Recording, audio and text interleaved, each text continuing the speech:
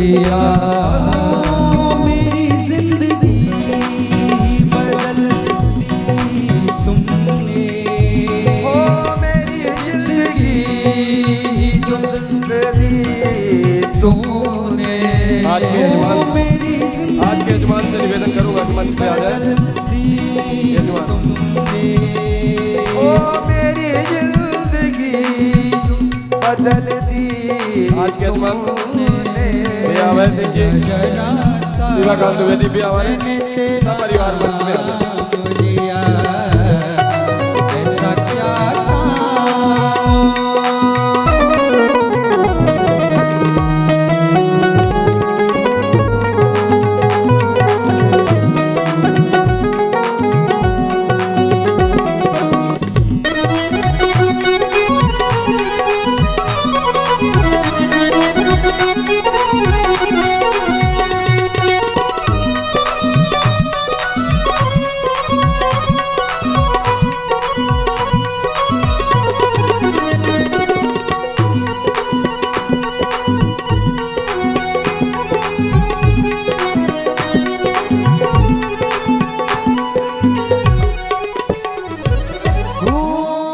इस जमाने में मैं अकेला था।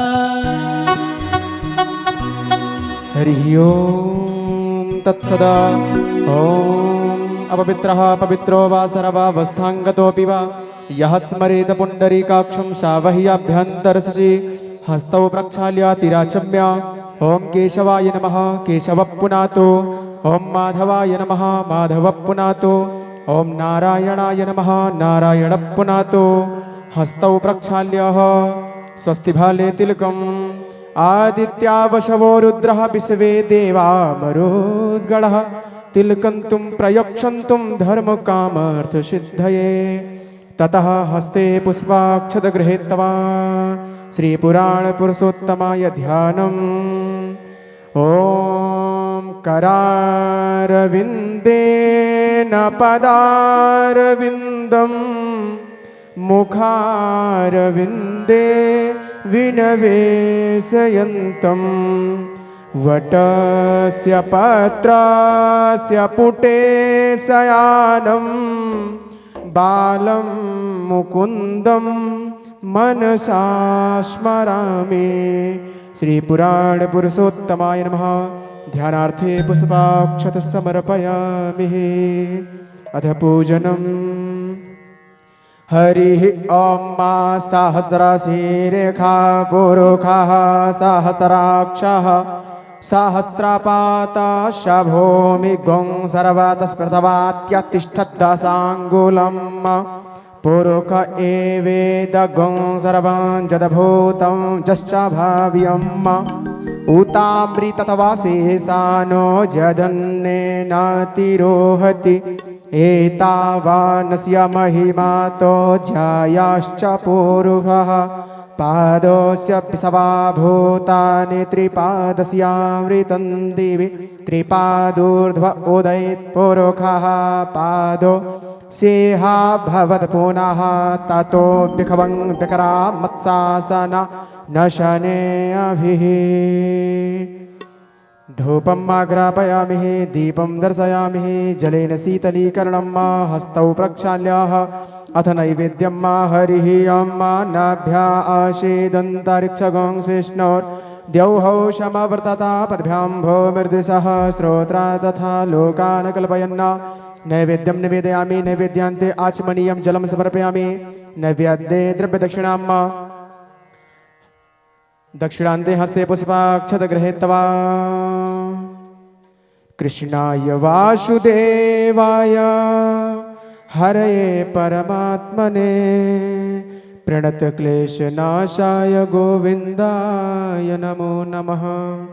शान्ताकारं भुजगशयनं पद्मनाभं सुरेशं विश्वाधारं गगनसदृशं मेघवर्णं शुभांगं लक्ष्मीकान्तं कमलनयनं योगभिर्ध्यानगम्यं वन्दे विष्णु भवभयहरं सर्वलोकैकनाथं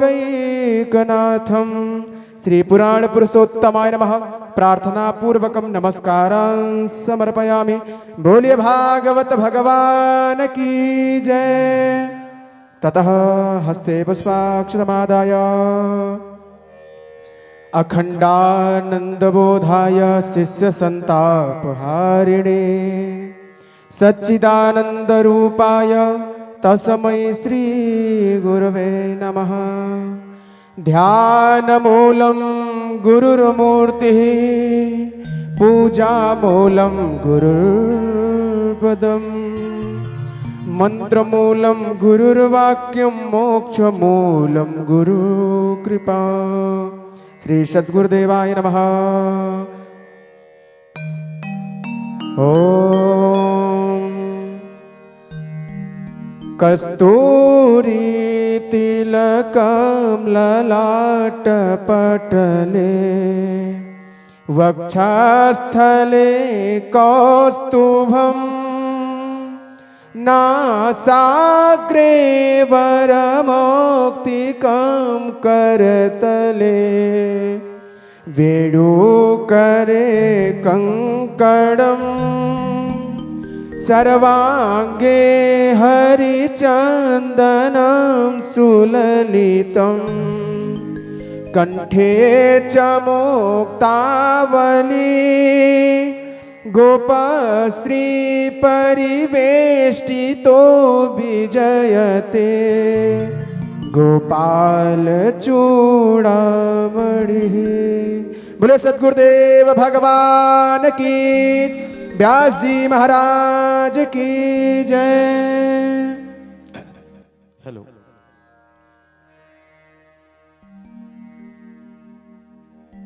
श्रीमद् भागवत कथा का ये तृतीय दिवस भवानी शंकर मंदिर उरकुरा में आयोजित द्वितीय वर्ष हम सबके बीच में श्री धाम वृंदावन से चलकर हमारे बीच परम श्रद्धेय व्यास जी गुरुदेव महाराज अनवरत आज तीसरा दिवस हम सबको अपने मुखार बिंदु से सुंदरमयी रसधारा का रसपान करा रहे हैं। मैं चाहूंगा आप सब लोग जोरदार तालियों से आपका स्वागत वंदन और अभिनंदन करें। भक्तों, यह तन बिस्की बेलरी गुरु अमृत की खान, यह तन बिस्की बेलरी गुरु अमृत की खान, शीश दिए जो गुरु मिले तो भी सस्ता ज्ञान। गुरु मूरत मुख चंद्रमा सेवक नयन चकोर, अष्ट प्रहर निरखत रहूं श्री गुरु चरण की ओर, अष्ट प्रहर निरखत रहूं श्री गुरु चरण की ओर। सर्वप्रथम मैं व्यासपीठ पूज्य गुरुदेव के चरणों में सादर प्रणाम वंदन अभिनंदन करता हूं। जैसा कि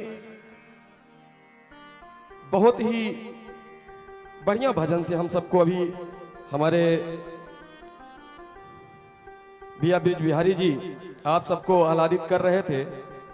श्याम इतना जरा तो बता दो मुझे, गम जदा क्यों मेरी जिंदगी हो गई। आप लोग जोरदार ताली बजाएं। आप लोगों का प्रोत्साहन जितना ज्यादा होगा, अभी 5 दिवस बचे हुए हैं, हम सबको इन कलाकारों के द्वारा सुंदर सुंदर प्रस्तुति हम सबको सुनने को मिलेगी। जैसा कि मैं अनवरत कल बाहर में ये चर्चा थी कि माताओं की भीड़ ज्यादा रहती है, पुरुषों की भीड़ कम रहती है। संगीत के साथियों में से किसी ने कहा, हमने कहा ये शहर है, यहाँ बाहर से आए हुए लोग अपने जॉब और प्रोफेशन से जुड़े होते हैं, वर्किंग डे में वो काम करते हैं। महिलाएं ज़्यादातर घर में रहती हैं, वो कथा में आती हैं। इतवार को संडे के दिन हम जरूर इसकी कंपटीशन करा देंगे कि संख्या महिलाओं की ज़्यादा रहेगी कि पुरुषों की ज़्यादा रहेगी। प्रणव पांड्या की एक पंक्ति मुझे याद आती है, हमने कल पढ़ा उस पंक्ति को, कामी क्रोधी लालची इनसे भक्ति न होए, कामी क्रोधी लालची इनसे भक्ति न होए, भक्ति करे कोई सूरमा जाति वर्ण कुल खोए। श्वास श्वास में नाम जप वृथा श्वास मत खोए, ना जाने इस श्वास का आवन होए न होए। परम श्रद्धेय पूज्यपाद व्यास जी गुरुदेव महाराज के पास 2 मिनट बैठने का मुझे सौभाग्य मिला और गुरुदेव ने कहा कि राम जी भैया अभी मैं कथा सुना रहा हूँ, अभी सुनाऊंगा, 10 साल तक सुनाऊंगा, इससे ज्यादा तो नहीं सुना पाऊंगा। और फिर भी इस बीच में जिंदगी का कोई ठिकाना नहीं है, हम कुछ ऐसा करें कि उरकुरा के लोग याद करें और उसमें उरकुरा के लोगों का सहयोग हो। हमने कहा गुरुदेव उरकुरा में जब तक इस भवानी शंकर मंदिर में कथा होगी आपके बिना अधूरा रहेगा। और हम सब आपको हमेशा याद करेंगे। हम साल में अभी एक बार सुन रहे हैं, हम आने वाले समय में चाहेंगे कि आपका दर्शन एक बार, दो बार नहीं, 4 बार हो। आप लोग जोरदार ताली बजाएं ऐसे श्रद्धा भाव के लिए। मैं कहता हूं कि जिस दिल में प्रभु की याद नहीं, शमशान उसे हम कहते हैं। जिस दिल में प्रभु की याद नहीं, शमशान उसे हम कहते हैं। भूला है जो इस मालिक को हैवान, उसे हम कहते हैं। वैसे तो करोड़ों अरबों के मालिक धनवान है दुनिया में। वैसे तो करोड़ों अरबों के मालिक धनवान है दुनिया में। हरिनाम का जिसके पास हो धन, धनवान उसे हम कहते हैं। हरिनाम का जिसके पास हो धन, धनवान उसे हम कहते हैं। मैं ज्यादा समय नहीं लूंगा, क्योंकि निश्चित रूप से आप सब परम पूज्यपाद व्यास जी को सुनने के लिए यहाँ एकत्रित होते हैं। कथा आज समय से प्रारंभ हो गई है।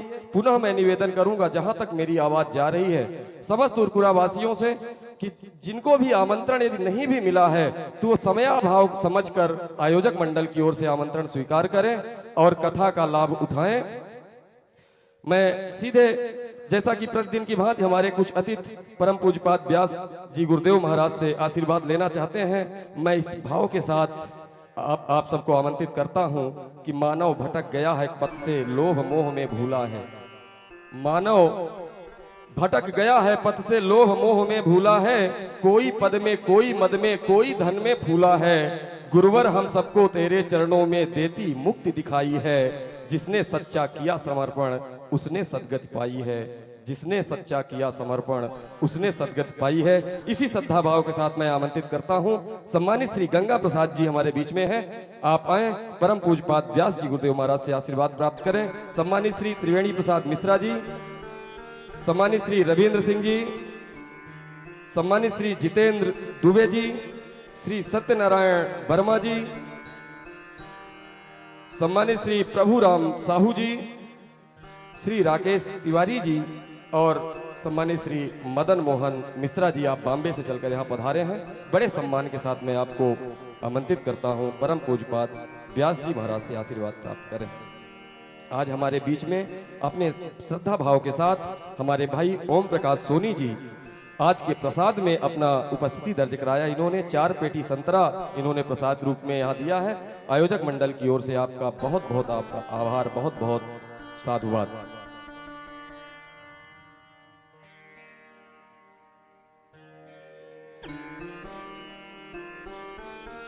जैसा कि मैंने आपको कल भी सूचना दिया था, इस प्रोग्राम की डी लाइव चालू हो गई है। कल की कथा आज आप अपने मोबाइल में, यूट्यूब में, फेसबुक में मुकेश आनंद जी महाराज सर्च करेंगे, सब्सक्राइब करेंगे। अगर आप सब्सक्राइब करेंगे तो जब भी गुरुदेव की कथा जहां कहीं भी होगी आपको अपडेट मिलता रहेगा और हमेशा आप कथा का आनंद ले पाएंगे। आपको सर्च करना है मुकेश आनंद जी महाराज। आइए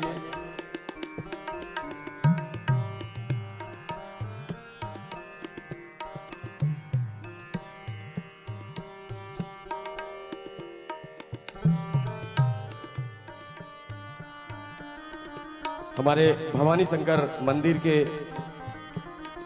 पुजारी जो 24 घंटे मंदिर में रहते हैं, हमारे छोटे महाराज, हम उनसे भी निवेदन करते हैं यदि आप तक मेरी आवाज पहुंच रही है तो आप जरूर मंच में आए। आप परम पूज्यपाद के बहुत स्नेही हैं, वो आपको हमेशा याद करते हैं। आपका स्वागत है, आप मंच पे आए।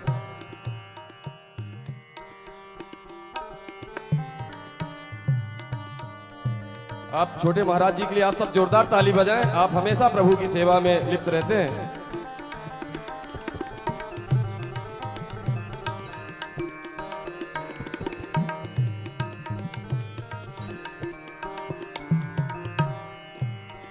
महाराज जी ने जो नारियल भेंट किया है वो खुद उन्होंने खरीद के चढ़ाया है, मंदिर का नहीं है।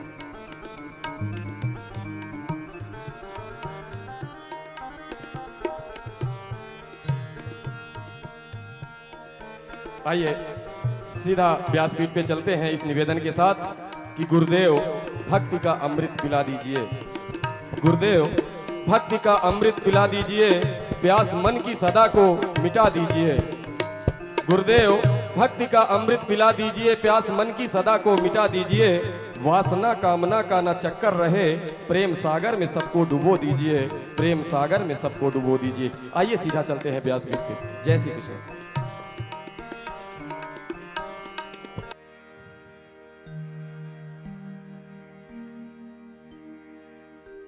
आज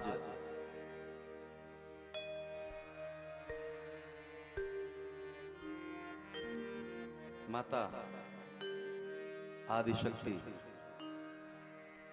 जगत जननी भवानी के मूर्ति स्थापना हेतु जो यात्रा निकली थी उसमें आप सब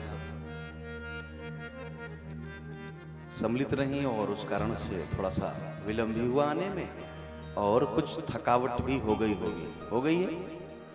हो गई? अच्छा, इसीलिए तुम तो कार से चली और तुम्हें थकावट हो गई।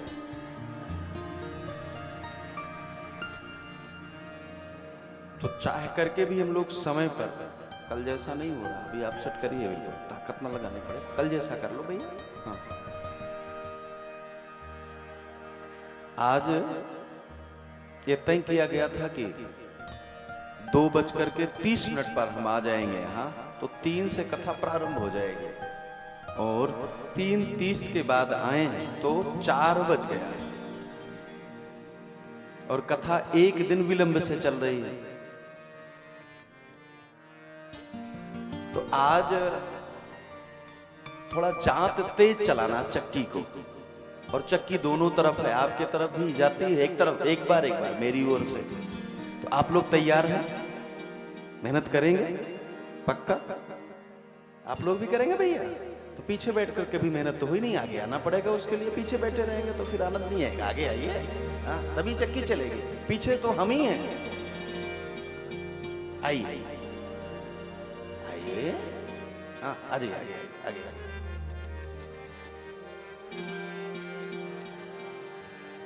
और ये चेहरा मिलना चाहिए, जब तक नेत्र न मिले तो प्रेम तो नेत्र मिलने से होता है।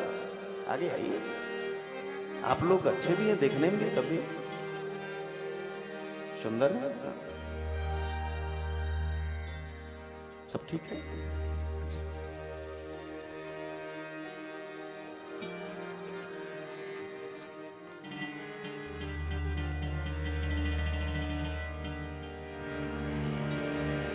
आप जानते हैं कि संसार जब छूटता है तो क्या मिलता है? परमात्मा की गोद। जब ये संसार छूटेगा, और संसार कब छूटेगा? लक्ष्मण ने परशुराम को ज्ञान दिया, यदि आपको परमात्मा का दर्शन करना है तो क्या करिए? मूंदव नयन, नेत्र बंद कर लीजिए। किससे? इस संसार सागर से। यहाँ पर कितनी मछलियां हैं, कितने कितने यहाँ पर हीरे मोती घूम रहे, चक्कर में मत पड़िए, नेत्र बंद करिए। नेत्र बंद करने में डर लगता होगा, डर लगता नहीं? बंद करती है? बहुत अच्छा। किससे? जब बच्चे बुरा करें तब, पति कुछ गड़बड़ करे तो हम पति की ओर नेत्र बंद कर लेते हैं। कोई बात नहीं, आप ला लिए हो तो आधा महाराज को चढ़ा देना बुरा पैसा, आधा घर में काम आ जाएगा, एसी ले लिया जाएगा। आइए, नेत्र बंद करके ही उस पूर्ण ब्रह्म परमात्मा को खोजा जाए, क्योंकि शून्य रूपी परमात्मा की जो यात्रा है वो शून्य से जो प्रारंभ करता है वही अनंत रूपी शून्य तक पहुंचता है। मेरा निवेदन, आप सब अपने नेत्र को बंद करें, मेरुदंड सीधा करें, यानी कमर सीधी करें। उस पूर्ण ब्रह्म परमात्मा भगवान श्री कृष्ण के चरण कमल का ध्यान करें, जिनकी कृपा कटाक्ष से संसार के समस्त भोगों को हम भोग रहे हैं। भैया थोड़ा सा माइक सेट करना, आज अब टोकना पड़ रहा है तो है कुछ गड़बड़ ना, थोड़ा मिठास करिए। परमात्मा का जो स्वरूप है वो शिव ने ओम स्वरूप में बताया है संसार के वासियों को, क्योंकि गुरु रूप में शिव हैं। उन्होंने कहा यदि नेत्र बंद करिए तो उस पूर्ण ब्रह्म का ध्यान करिए, यदि कोई चेहरा न ध्यान में आ रहा हो तो ओम का ध्यान कर लीजिए, और जब ध्यान करिए तो उस ओम को 3 स्थानों से 3 स्थानों पर आप ध्यान करिए। पहली बार नाभि में ध्यान करिए, दूसरी बार ऊपर बढ़िए तो हृदय पर ध्यान करिए, और तीसरी बार आज्ञा चक्र पर यानी मस्तिष्क पर आकर के उसी पूर्ण ब्रह्म परमात्मा का ध्यान करिए। ऐसे तीनों पर आप सब भी ध्यान केंद्रित करें। उस पूर्ण ब्रह्म परमात्मा भगवान श्री कृष्ण के चरण कमल का ध्यान करते हुए मेरे साथ 3 बार ब्रह्मनाद करें।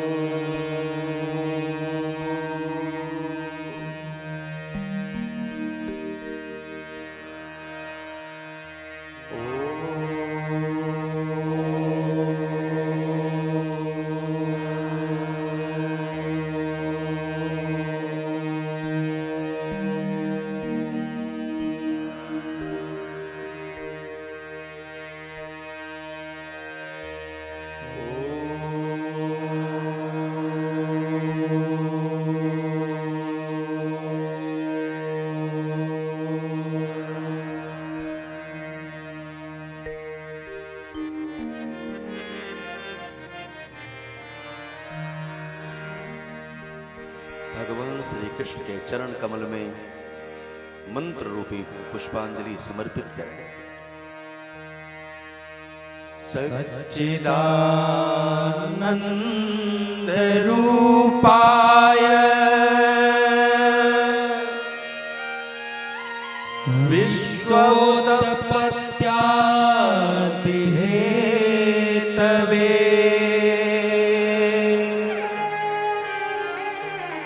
तापत्रय विनाशाय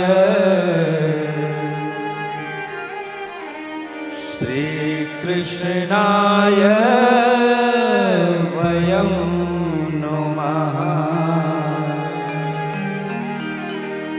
श्री कृष्णाय वयं नुमः। भगवान भास्कर के चरण कमल में चले और निवेदन करें। तस्य नमस्कारा ये कुर्वन्ति दिने दिने आयुर्प्रज्ञा बलं वीर्यम् तेजस्य तेषां च जायते। तेजस्य तेषां च जायते। भगवान भोलेनाथ का मां पार्वती के संग स्मरण करिए और निवेदन करिए। कर्पूर गौरम करुणावतारम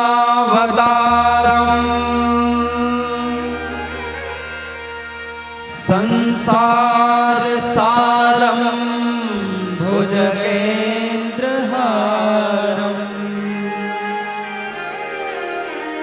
सदा वसंतम हृदयारविन्दे भवं भवानी सहितं नमामि। भवं भवानी सहितं नमामि। श्री व्यास जी महाराज, श्री सुखदेव जी महाराज, श्री परीक्षित आदि भगवान के समस्त पार्षदों को एक संग याद कर उनके चरणों में वंदन करें। कृष्णं नारायणं वन्दे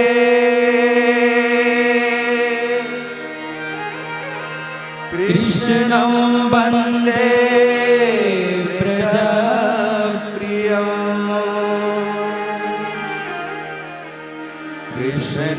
द्वैपायनं वन्दे कृष्णं वन्दे प्रियसुतं कृष्णं वन्दे प्रथासुतम्। सद्गुरुदेव भगवान श्री हनुमान जी महाराज के चरण कमल में चलें और निवेदन करें। मनोजवं मारुततुल्यवेगं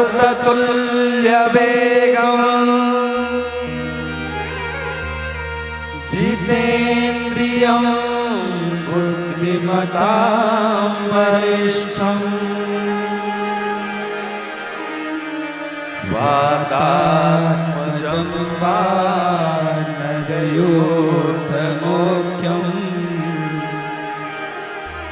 श्रीरामदूतं शरणं प्रपद्ये श्रीरामदूतं शरणं प्रपद्ये। बोले गणेश जी महाराज की,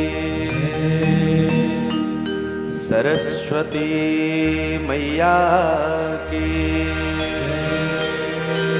आज के आनंद की,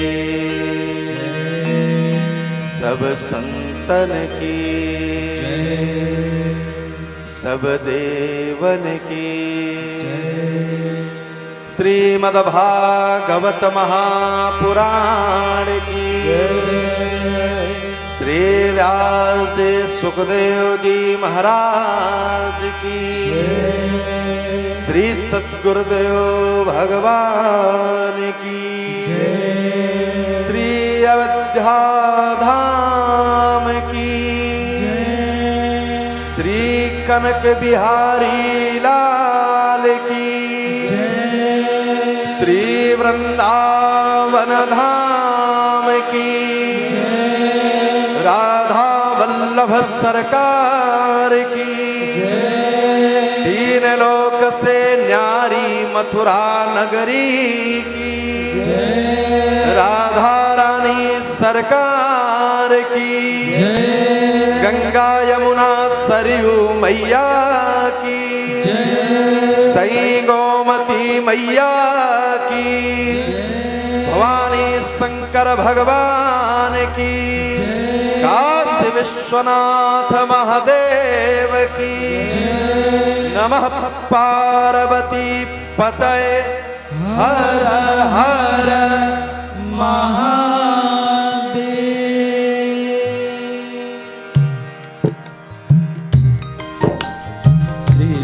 चरण सरोज रज निज मन मुकुर सुधार, वरनहुँ रघुबर विमल यस जोदायक फल चार।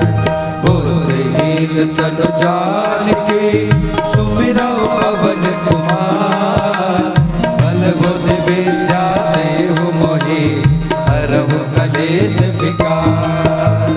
एक घड़ी आधी घड़ी में पुण्याद, एक घड़ी आधी में पुण्याद, तुलसी संगत साथ में हरे कोटि अपराध।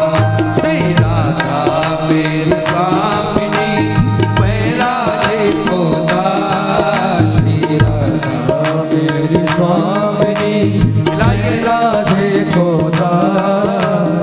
जन्म जन्म मोह दीजियो श्री वृंदावन वास, सब कारण को छाड़ के आयो तेरे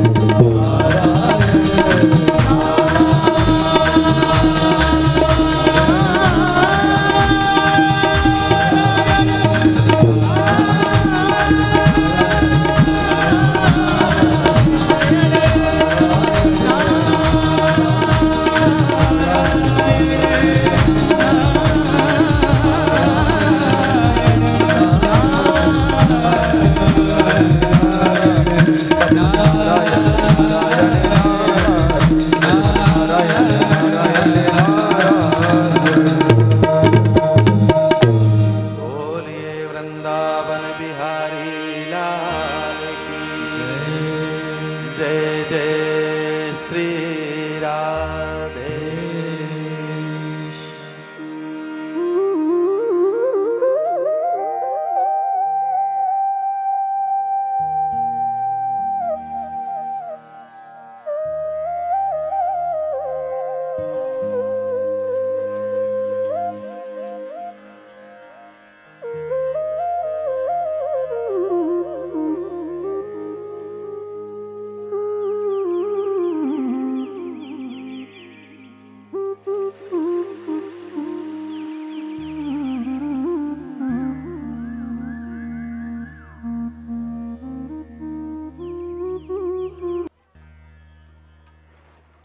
परमात्मा की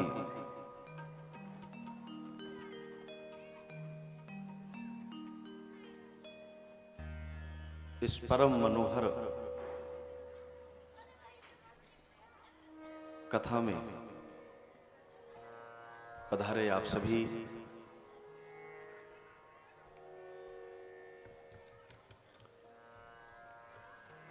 परमात्मा स्वरूप ही उरपुरावासी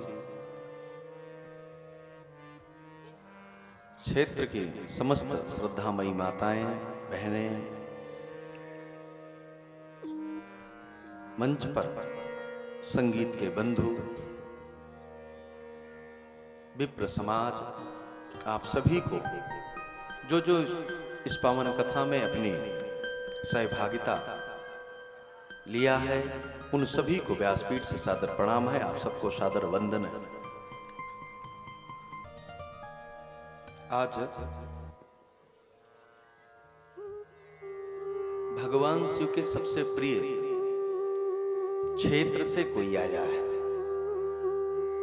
वैसे पहले दिन भी आए थे। पहले दिन कौन आया था? तो हमारे विवेक जी आए थे काशी से।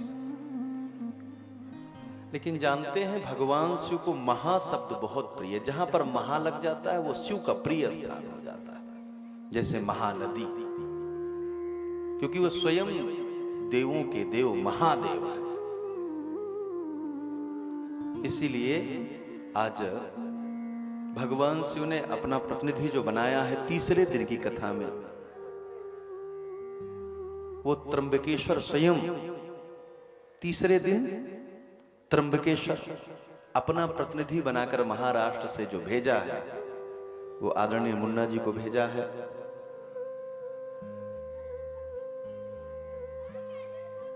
बहुत बहुत आपका स्वागत है, अभिनंदन है। इस पूरी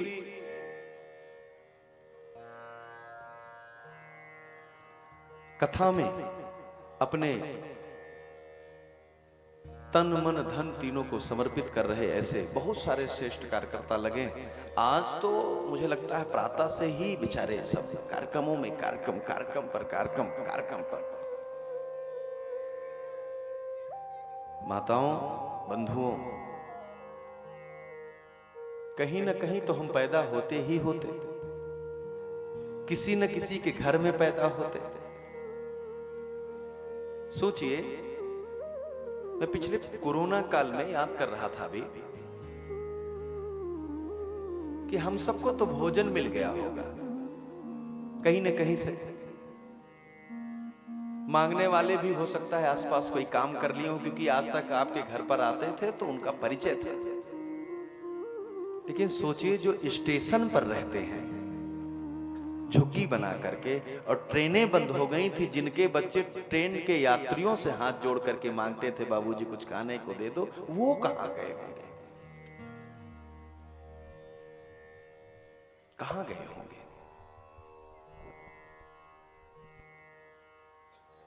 भगवान ने ही तो तय किया कि आप इस घर में पैदा होंगे, या इस हमको आपको किसी ऐसे घर में पैदा कर देता, उसमें तो आपका कोई मेरा कोई बस चलता नहीं। भाई मैं ही तो देश में ब्राह्मण हूं, नहीं लाखों ब्राह्मण देश में है, हमसे कथा करा रहे हैं, ये मेरी जीवन की धन्यता, इसमें मेरा कोई कुछ नहीं है। ये तो पापी शरीर किसी न किसी पुण्याई कार्य में लग गई, ये परमात्मा की अनन्य कृपा है।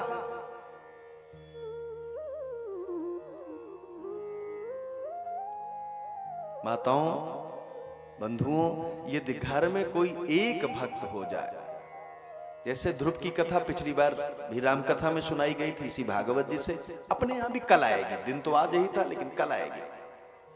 ध्रुव के मुक्ति के समय परमात्मा ने कहा तू अकेला मुक्त नहीं होगा मेरे लाल, तेरी मां मुक्त होंगी, तेरे पिता मुक्त होंगे, तेरी 7 पीढ़ियां तर जाएंगी, और तेरी ही नहीं तेरी ससुराल के 7 पीढ़ियां तरेंगी, और ससुराल ही नहीं तो तेरे ननिहाल के 7 पीढ़ियां तर जाएंगी। घर में एक भक्त होता है तो त्रिपिंडी श्राद्ध हो जाया करता। 3-3 पिंडियों में 7-7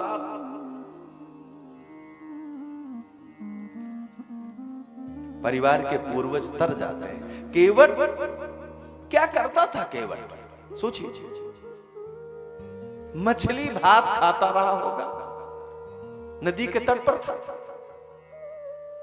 इस पार से उस पार आता जाता था, उतारता था, लेकिन हां परिवार के प्रति पूर्ण श्रद्धा थी।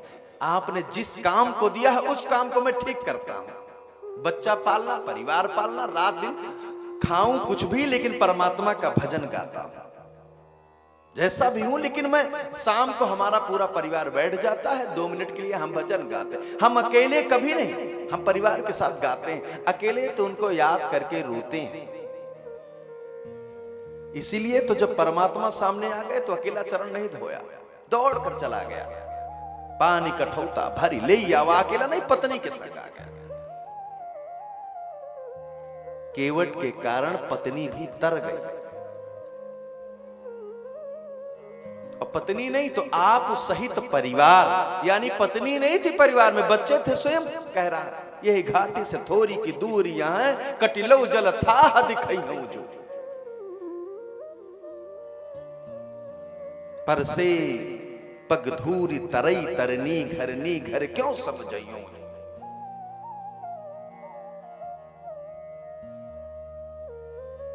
लक्ष्मण तो मुझे भले ही बाण मार दो, लेकिन मैं बिना चरण धोए नहीं बैठाऊंगा, क्योंकि लड़का के ही भांति जी हूं जो, यदि मेरी नाव स्त्री बन गई तो हमारे बच्चे क्या खाएंगे, और राम से ज्यादा मुझे बच्चों की चिंता है। राम जाना चाहे तो चले जाएं, उस घाट से उतर जाएं, राम बाद में। देखिए यहीं से कथा प्रारंभ किया था, राम बाद में, परिवार पहले। मैं बिल्कुल भी कथा में नहीं कहता कि राम पहले, आप परिवार को पहले संभाल लीजिए। ए भैया, आप घर को मंदिर बना लीजिए, राम अपने आप आ जाएंगे, जाना नहीं पड़ेगा बजने। घर को मंदिर तो बनाओ आप।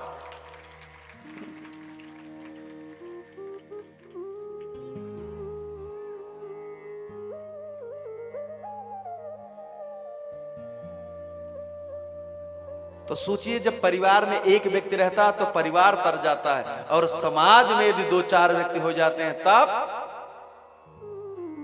अब उरकुरा का एक एक व्यक्ति सोचता कि मैं कथा कराऊंगा, सुनूंगा तो आनंद आ पाता, और कर भी न पाते। लेकिन सोचिए 4-5 युवक निकले, 4-5 लोग निकले। हमारे बाबूजी आदरणीय शिवाकांत जी निकले, मैं कथा कराऊंगा। आदरणीय अभय ने कहा मैं भी चलूंगा। हमारे गिरी जी, अब आज गिरी जी को यहां नहीं रहना था, आज तो इनको यहां रहना नहीं था। आज तो ये हमसे कह रहे थे महाराज जी पहले से तय था, आज की डेट में मैं पिक्चर हॉल जाऊंगा फिल्म देखने। मैंने पूछा किसके साथ? उन्होंने अपनी देवी जी के साथ। मैं काहे भैया? उन्होंने कहा महाराज जी मेरी शादी की सालगिरह है। तो हमने कहा शंकर जी का। लेकिन उन्होंने जैसे कथा तय हुई वैसे परिवार की चिंता छोड़ दिया। नहीं महाराज, अब शादी की सालगिरह पिक्चर हॉल में नहीं बल्कि कन्हैया की कथा के सामने मनाई जाएगी। अब तो कृष्ण के साथ हमारी शादी की सालगिरह होगी। हमारे जटाशंकर जी नहीं है आज, अस्वस्थ, कई बार फोन कर चुके। आज कैसे होगा? मैं अस्वस्थ हूं, कैसे होगा? आपको पता है ये जो राम जी शर्मा जी संचालन करते हैं, ये नौकरी करते हैं, 3 प्रदेशों में इनका कार्य है। ये बोल करके तुरंत कार में बैठ करके अपना कार्य करने लगते हैं। लेकिन आपकी कथा होगी इसलिए सब छोड़ करके आप इस कार को बना करके कार मंदिर के पीछे खड़ी करके आपके बीच में आपकी सेवा के लिए उपस्थित हो जाते हैं। इन सब के कारण इतनी प्यारी कथा मिल रही है, इन सब के कारण भवानी शंकर मंदिर मिला है। और इस मंदिर में हमारे भोले भोले से भोलेनाथ मिले हैं। और भोलेनाथ अभी तक अकेले रहे होंगे, अब उनके सामने उनकी देवी जी आ गई हैं। वो आप जानते हैं, पति जी वैसे बात माने न माने, लेकिन उनकी पत्नी को थोड़ा सा आप 2-4 बार प्रेम से मैया मैया कर लो, फिर देखो। भाई हम लोग तो यही करते हैं। हम लोगों को तो हमारे संचालक महोदय कह रहे थे महाराज जी पुरुषों की संख्या कम होगा। अब आए ना आए, पुरुष कमाए, मैया ला कर हमें दे। मैया बैठी है यहाँ।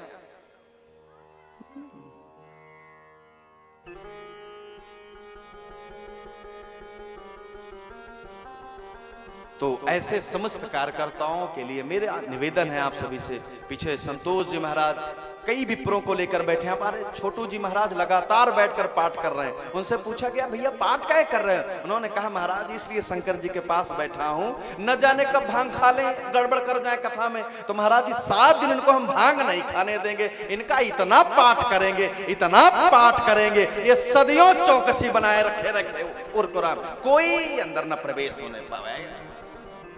लगातार जप रहे हैं। क्या जप रहे हैं? श्री वल्लभ विठ्ठल गिरधारी यमुना जी की बलिहारी। श्री वल्लभ विठ्ठल गिरधारी यमुना जी की बलिहारी। श्री वल्लभ विठ्ठल गिरधारी यमुना जी की बलिहारी। श्री वल्लभ गिरधारी यमुना जी की बलिहारी। श्री शंकर भोले शशिधारी गंगा जी की बलिहारी। श्री शंकर भोले शशिधारी यमुना जी की बलिहारी। श्री शंकर भोले शशिधारी गंगा जी की बलिहारी। श्री शंकर भोले शशिधारी गंगा जी की बलिहारी। श्री वल्लभ विठ्ठल गिरधारी यमुना जी की बलिहारी। श्री वल्लभ विठ्ठल गिरधारी यमुना जी की बलिहारी। श्री शंकर भोले शशिधारी गंगा जी की बलिहारी। श्री शंकर भोले ज्यादा उतर शशिधारी गया। गंगा जी की बलिहारी। श्री वल्लभ विठ्ठल गिरधारी यमुना जी की बलिहारी। श्री गड़बड़ हो गया पूरा पूरा गड़बड़।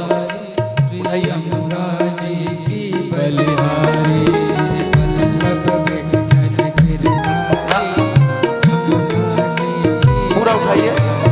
श्री वल्लभ विठ्ठल गिरधारी यमुना जी की बलिहारी। श्री राम जय जय राम। श्री राम जय जय राम। श्री राम जय जय राम। श्री राम जय जय राम। श्री राम जय जय राम। श्री राम जय जय राम। श्री राम जय जय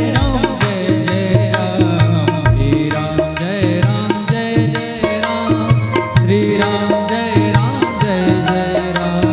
श्री राम जय जय राम। श्री राम जय राम जय जय राम। श्री वल्लभ विठ्ठल गिरधारी यमुना जी की बलिहारी। श्री वल्लभ विठ्ठल गिरधारी यमुना जी की बलिहारी। श्री वल्लभ विठ्ठल गिरधारी यमुना जी की बलिहारी।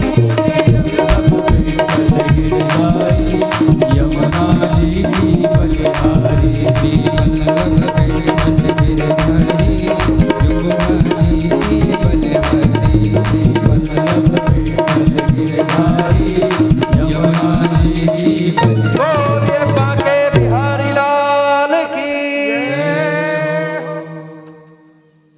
कल अपनी कथा में श्रीमद् भागवत कथा के महात्मा का चर्चा किया गया था। मैंने निवेदन किया है कि हम एक दिन पीछे चल रहे हैं, इसलिए आज 2 दिन की कथा करनी है, समय कम है। आइए ट्रेन को स्टार्ट किया जाए और तेज गति से पहुंचा दिया जाए जहां पहुंचना है मिलकर के। तो अपनी जब कथा महात्मा की विश्राम हुई तो श्री व्यास जी महाराज ने कथा सुनने का नियम लिखा। कथा कैसे सुनना, तो एक लंबा व्याख्यान है, परंतु आपसे एक श्लोक पर चर्चा करता हुआ आगे बढ़ चलता हूं। कथा सुनने का नियम, क्या नियम है? विश्वासो गुरुवाक्येषु, पहला नियम, विश्वासो गुरुवाक्येषु स्वस्मिन् दीनत्व भावना मनोदोष जयश्चैव कथायाम निश्चलाम मति। पहला क्या गुण कथा सुनने का? विश्वासो गुरुवाक्येषु, गुरु की वाणी पर विश्वास रखना, गुरु के वाक्य पर विश्वास करना, तब कथा सुनने जाना। नहीं तो जीवन में इतना समय नहीं है कि विश्वास भी ना हो और हम अपना समय बिता दें। जीवन में सबसे मूल्यवान क्या है पता है? समय, वक्त। और वो वक्त कौन है पता है? महाकाल शिव। पहला गुण है विश्वासो गुरुवाक्येषु, गुरु की बात पर पूर्ण विश्वास करना। गुरु कौन है? यहां कथा में गुरु कौन है? कौन है गुरु? किसकी बात पर विश्वास करेंगे? बताएं, कौन है गुरु? बोलिए, किसकी बात पर विश्वास करेंगे? बोलिए, क्लास चल रही है, गुरुजी पूछ रहे हैं, मेरी बात पर नहीं। हम व्यक्ति हैं, हम गुरु नहीं हैं, हम व्यक्ति हैं। फिर गुरु कौन है? गुरुर ब्रह्मा गुरुर विष्णु गुरुर्देवो महेश्वर गुरुर साक्षात परब्रह्म तस्मै श्री गुरवे नमः। गुरु ब्रह्मा नहीं है, ये व्यक्ति ब्रह्मा नहीं है, हम ब्रह्मा हैं। कोरोना के कारण मृत्यु होने के कगार पर थे, हम कौन ब्रह्मा हैं? यदि इतने बड़े ब्रह्मा होते तो अब तक ठीक कर लेते। 1 साल बीत गया, अभी भी परेशान रहते हैं। नहीं, भ्रम में मत पड़िए। आपके विद्यालय का अध्यापक यदि इस श्लोक का अर्थ ये पढ़ा रहा कि मैं ब्रह्मा हूं, तो पूछना कि तंबाकू खा करके क्या गंध मचाए रहे हो? तुम विष्णु हो तो पालन करो ना, तुम्हें बुखार क्यों आ जाता है? तुम शिव हो तो चलो जहर पी कर दिखाओ, पिला दो जहर अपने गुरुजी को, फिर देखो टाए फिस। गुरु कौन है? गुरु ब्रह्मा है, गुरु विष्णु है, गुरु शिव है। और ये किनके स्वरूप है? परम ब्रह्म के, जो अपने में 3 स्वरूपों को धारण किया है। वो सबका गुरु है, सबका गुरु वही है, वही याद है। अखंड मंडलाकारम व्याप्तम येन चराचरम, संसार के कण कण में जो व्याप्त है, जो प्रत्येक अणु का भी विष्णु है। ये जो घर के झरोकों से आती हुई सूर्य की रोशनी होती है, उसमें जो उड़ता रहती धूल है, उसका एक कण अणु होता है, और उसके लाखों टुकड़े कर दिए जाए तो उसको परमाणु बोलते हैं। और आप जानते हैं उस परमाणु के भी करोड़ों टुकड़े कर दिए जाएं तो वो विष्णु होता है।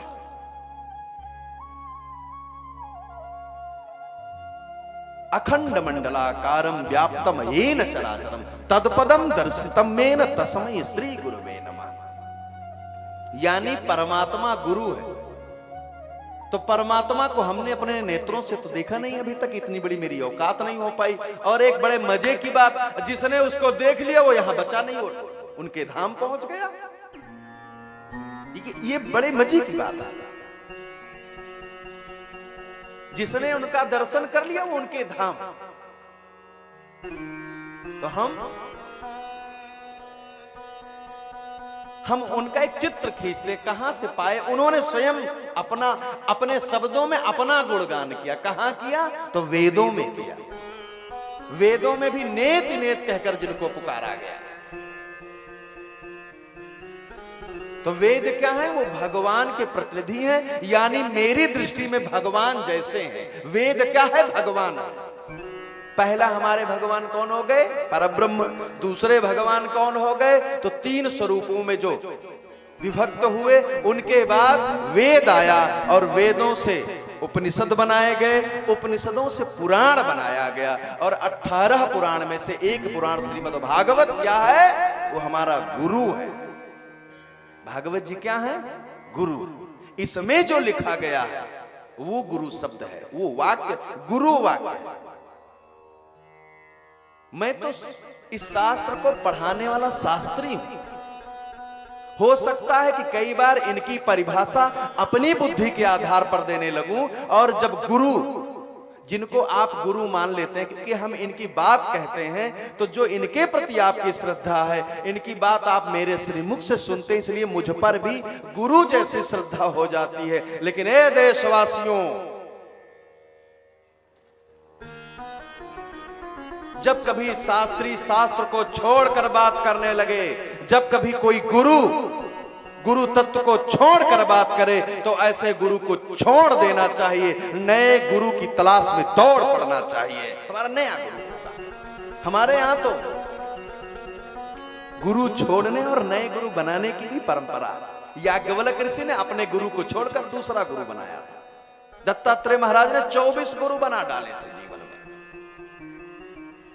उन्होंने मछली को गुरु बना लिया, मधुमक्खी को गुरु बना लिया, कबूतर को गुरु बना लिया।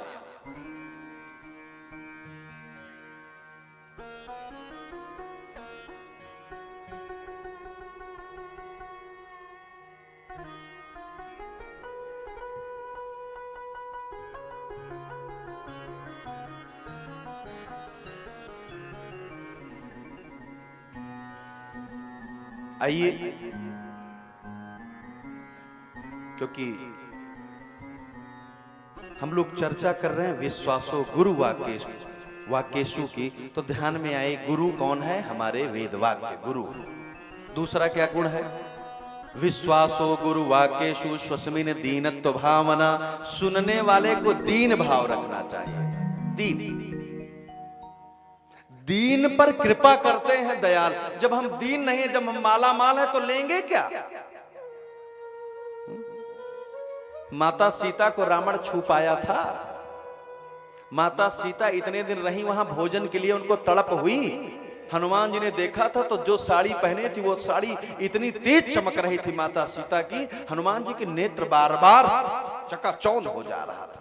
उसमें भी कोई मलिनता नहीं थी।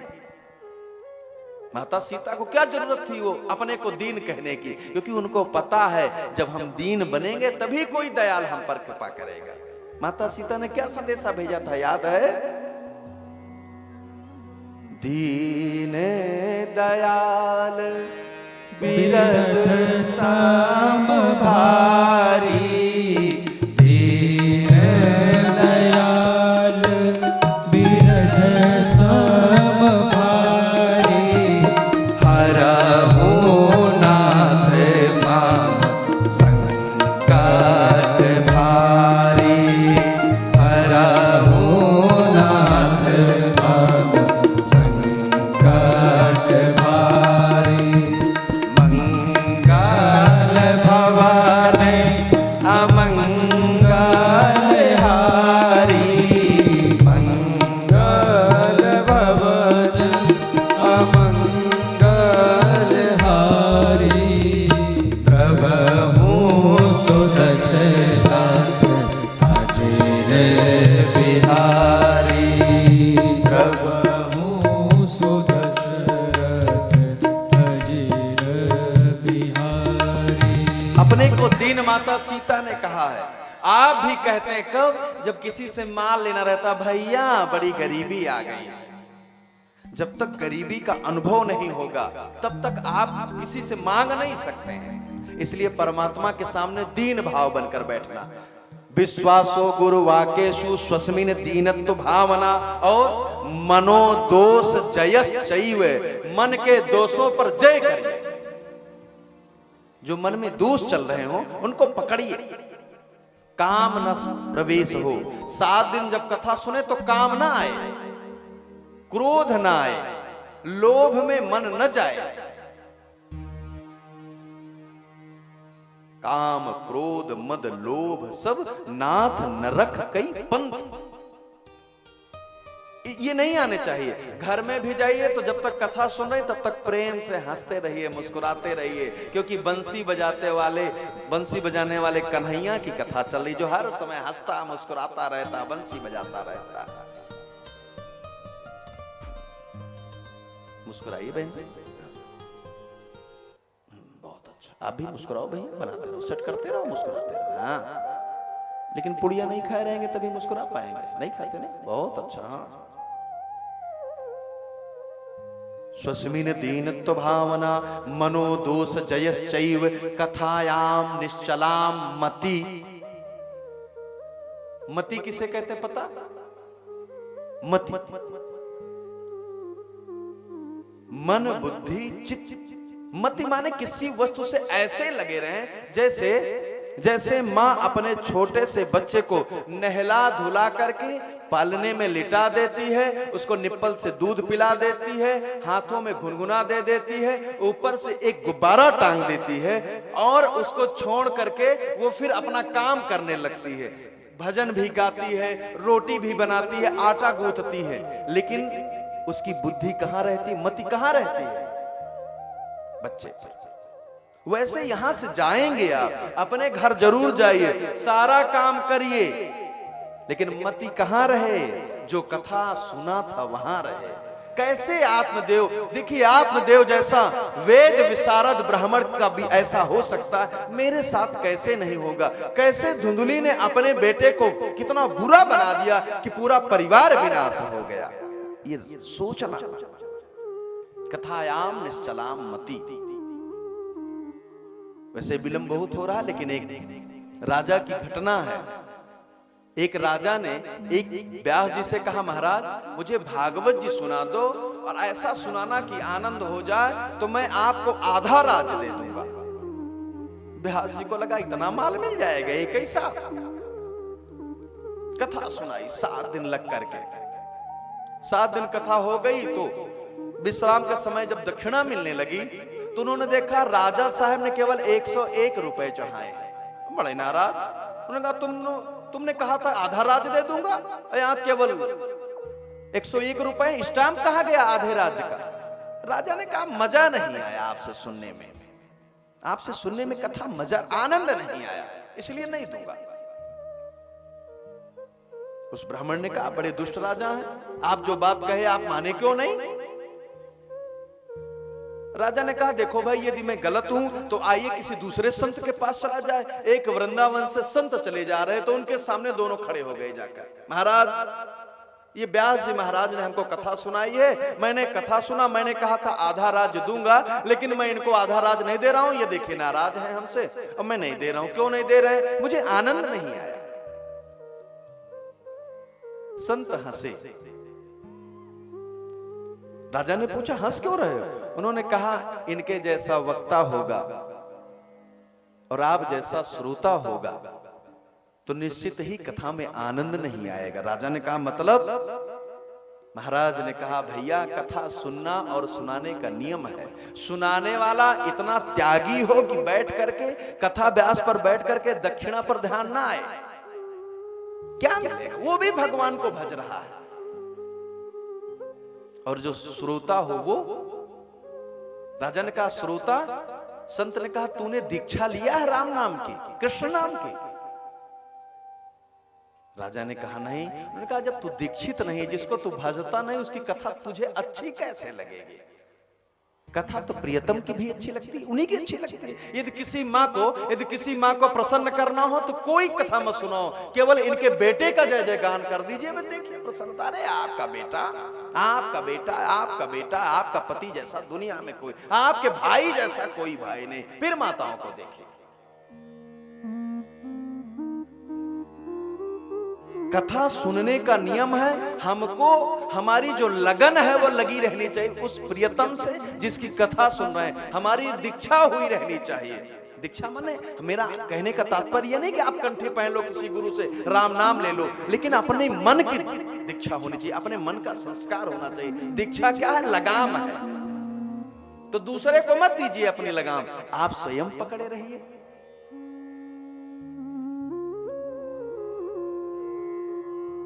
कथा सुनने के लिए अनिवार्य नहीं है कि आप कुर्सी पर बैठे कि जमीन पर बैठे, ये अनिवार्य कोई नहीं है। आप खाएं कि ना खाएं, देखिए बिना खाए आ गए, यहां बार बार भूख लगती रही तब पूरा मन तो भोजन पर लगा रहेगा। अच्छा नीचे बैठ गए, घुटना दर्द करता रहा तो कथा कहां सुनेंगे? हाय रे घुटने, तो ऊपर बैठिए। यहां देखिए कुर्सियां लगाई गई हैं जिनको दिक्कत है। देखो हमारे अंजलि का पैर दर्द करता तो ऊपर बैठ गए, कोई दिक्कत नहीं। वैसे कथा सुनने के लिए तो नीचे बैठना ही सबसे अच्छा उत्तम होता है, लेकिन यदि समस्या है तो ऊपर बैठना, नहीं तो नीचे बैठ करके ही। मैंने बताया ना, ये कल्प वृक्ष है, इसके नीचे बैठने में ही आना है।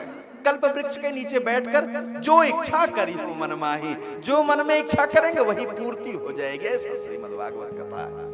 तो आइए हम सब प्रवेश करते हैं। और ये कथा कैसे लिखी गई प्रश्न किया गया, तो थोड़ा गति से चर्चा करते हुए मैं निवेदन करता हूं कि एक बार कहां पर? सम्याप्रास आश्रम पर। वो कहां है? ब्रह्म नद्याम सरस्वत्याम। ब्रह्म नदी माने सरस्वती नदी के तट पर है। ये कहां है? बद्रीनाथ। इसमें कितने लोग हैं जो बद्रीनाथ गए हैं? हैं कुछ लोग बद्रीनाथ? नहीं। अच्छा, वो एक दक्षिण भारत की फिल्म है बद्री, देखा है आप लोगों ने? बद्री देखा है? हाँ, उसमें दिखाया गया है। तो उसमें बद्री उस लड़की से कहता है, ये तेरे मन में सात्विक भाव होगा, तू यदि तेरा मन बड़ा सात्विक होगा तो तू इस नदी के पास आएगी तो तू भीग जाएगी। यदि तेरा मन अच्छा नहीं होगा तो यह जल पीछे चला जाएगा। ये वही है, सरस्वती नदी है ना। ब्रह्म नद्याम सरस्वत्याम। सरस्वती नदी का जो उद्गम स्थल है वो कहां है? बद्रीनाथ के पास। इतनी तेज आवाज करती है, इतनी तेज आवाज है, इतनी तेज आवाज है सरस्वती नदी की, डर लग जाता, भय लग जाता। द्रौपदी वहां बहुत डर गई थी।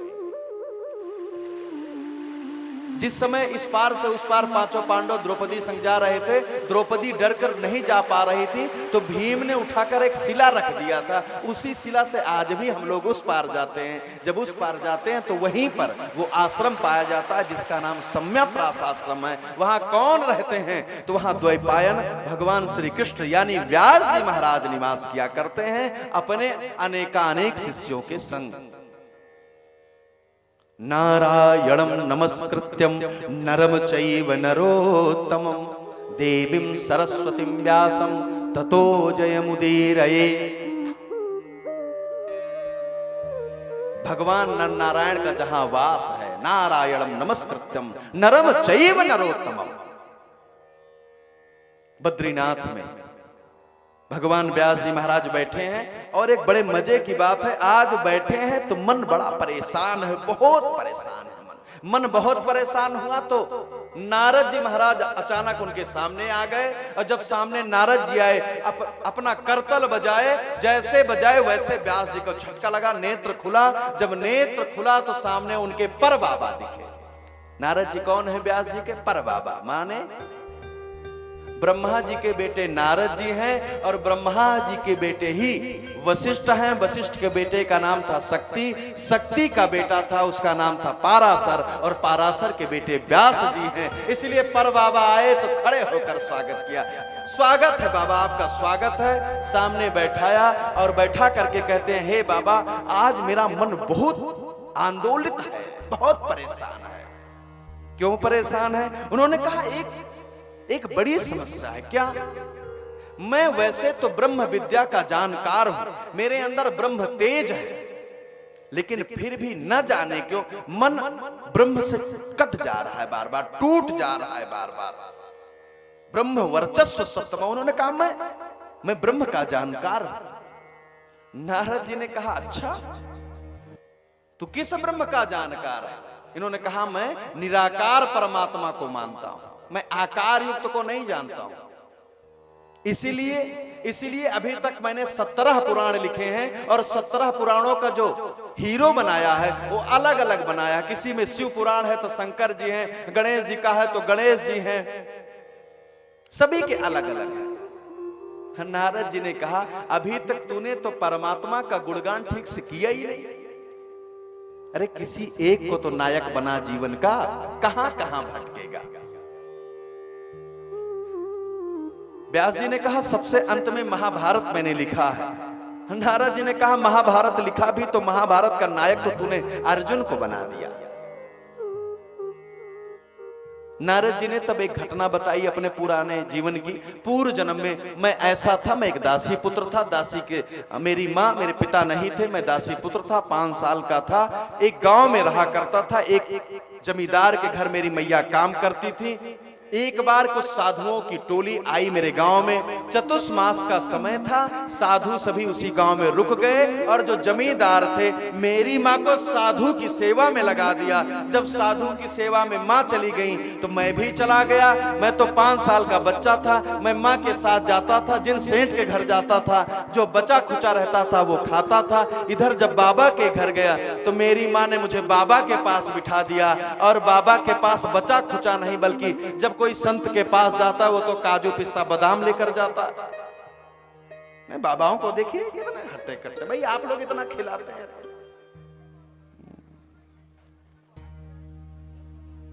कोई बात नहीं भैया, भैया हिम्मत बनाए रखे रहो।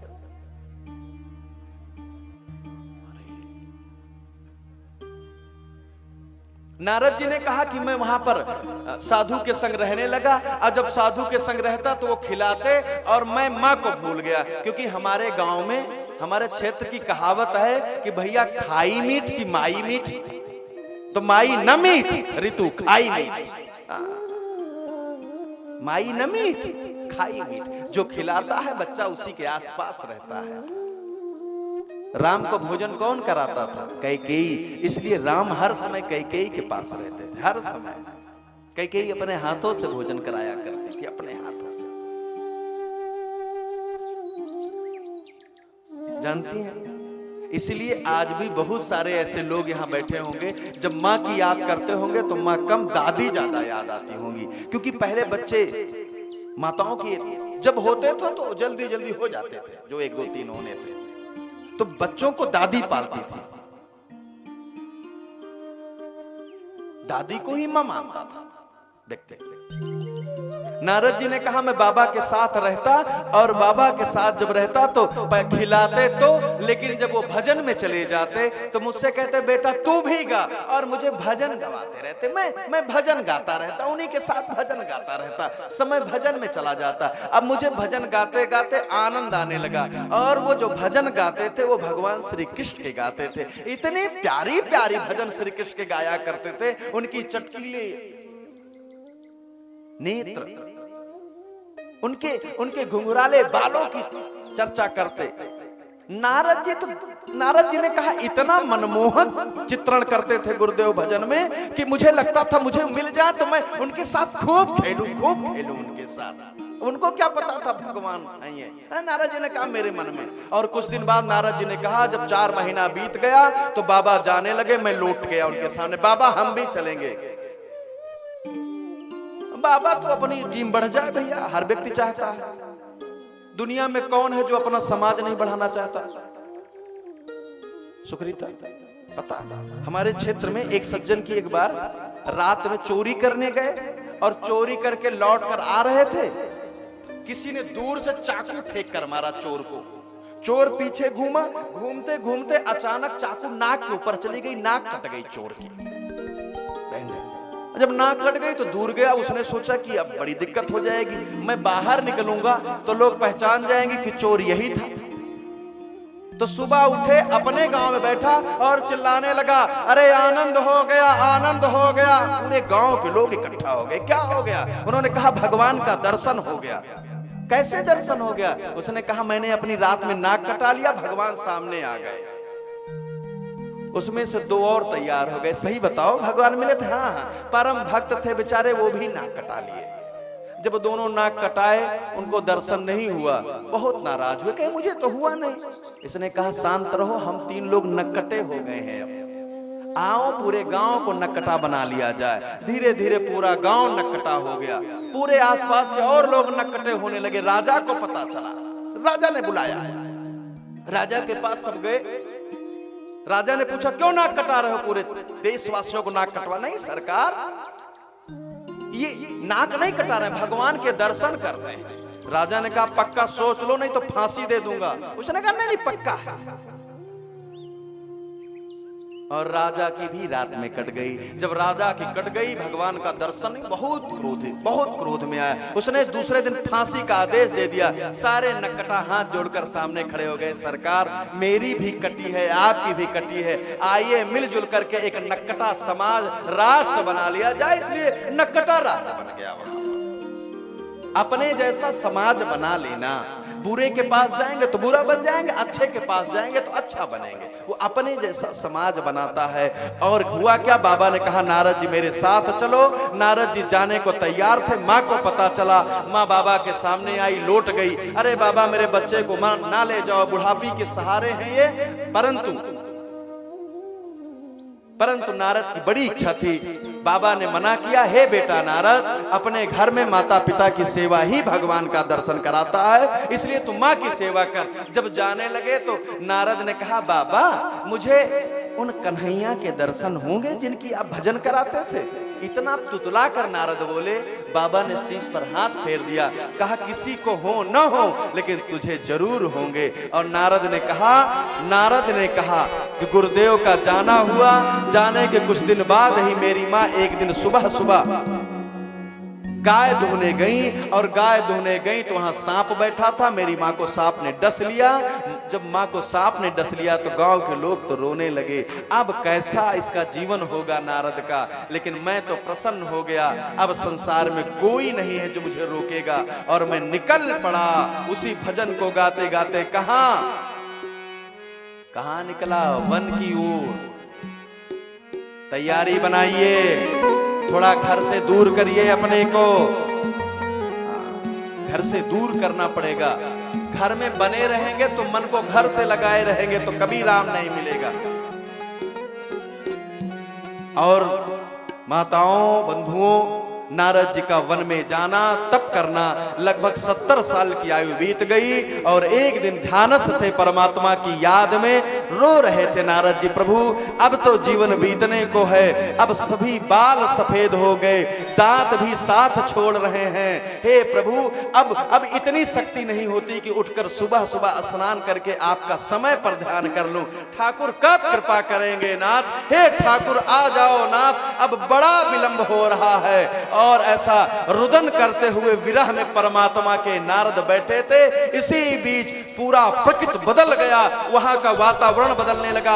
वहां का जो सगरा था उसमें कमल खिल गए, अपने आप सुंदर वायु बहने लगी। जैसे वातावरण बदला वैसे नारद को लगा कोई ऐसी वायु मेरे सामने से गुजर रही है जो बिल्कुल चंदन जैसी, मलय जैसी है। उस खुशबू को देखने के लिए नारद ने नेत्र खोला तो क्या देखते हैं? सामने हमारा मुरली वाला बंशीधर कृष्ण कन्हैया खड़ा था नारद के सामने। नारद ने देखा कन्हैया को, दौड़ कर गए, चरणों में लिपट गए। अरे प्रभु प्रभु प्रभु प्रभु, और चरणों में लिपटे, लेकिन वहां तो कोई नहीं था।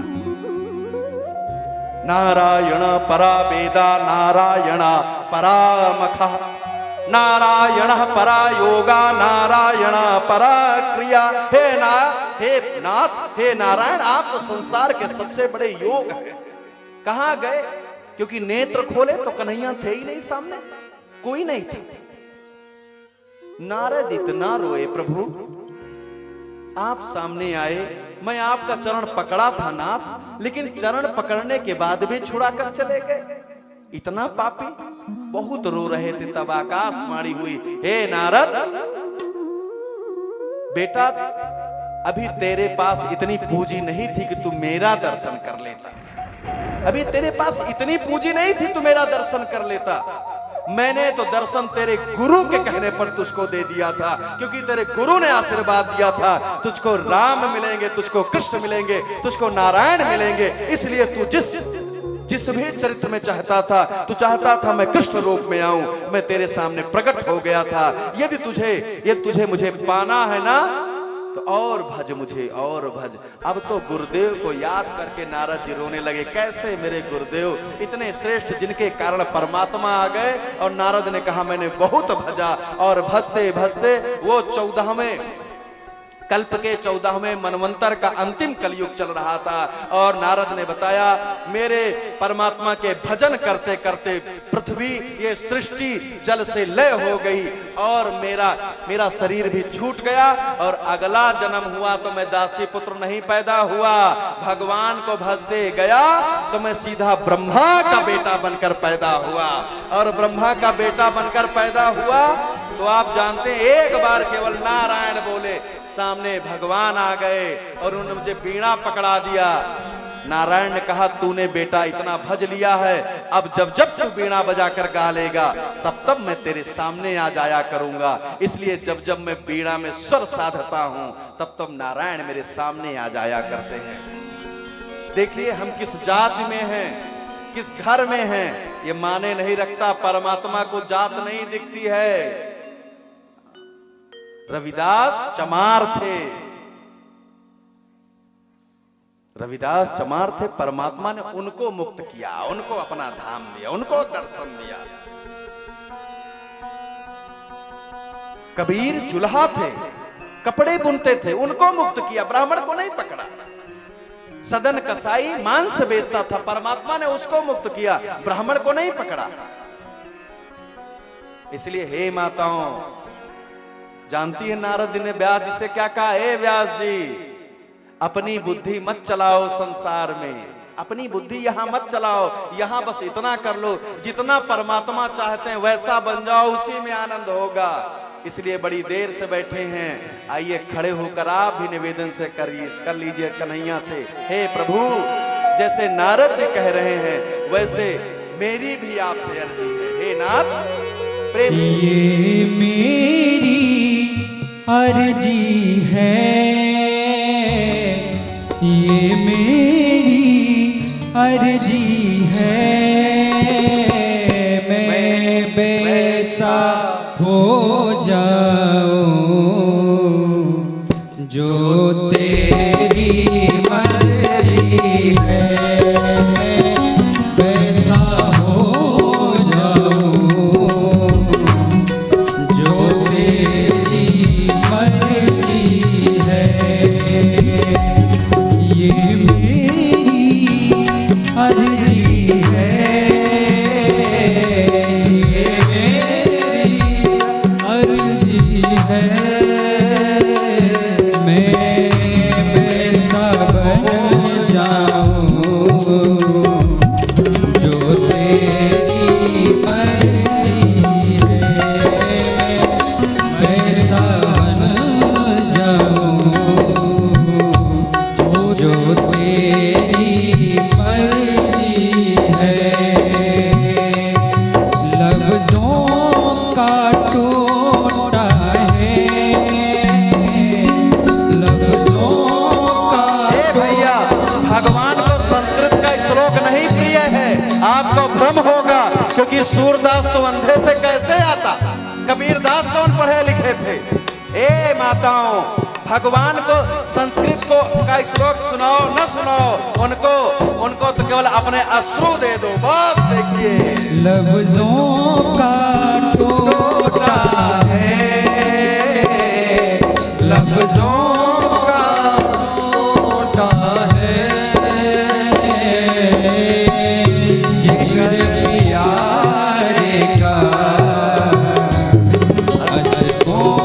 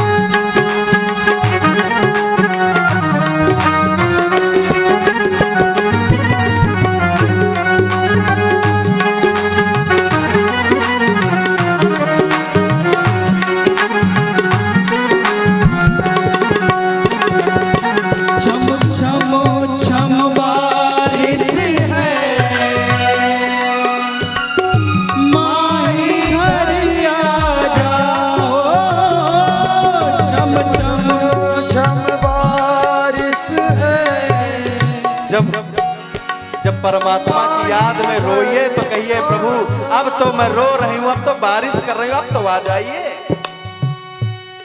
छम छम छम बारिश है माही घर आ जाओ। छम छम छम बारिश है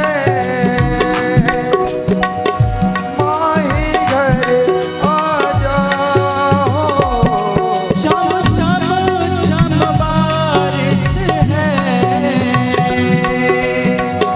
माही घर आ जा। छम छम छम बारिश है छम छम छम बारिश है हो माही घर आ जा। हर फूल सिफारिश है माही घर आ जा। हर फूल सिफारिश है।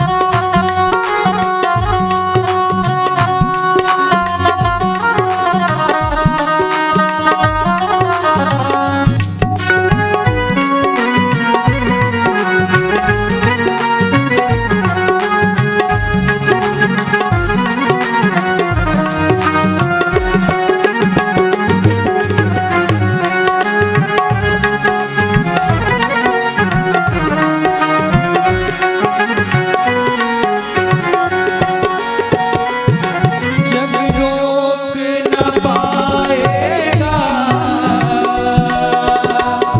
मीरा नाचेगी हो। जग रोक न पाएगा। इस समय मीराबाई का विवाह हुआ और आई मीराबाई आई जब ससुराल तो सास ने कहा चलो सबसे पहले कुल देवी का दर्शन करो। आप जब मेवाड़ जाएंगे तो वहाँ कुल देवी का आज भी मंदिर है। मीराबाई को ले जाया गया।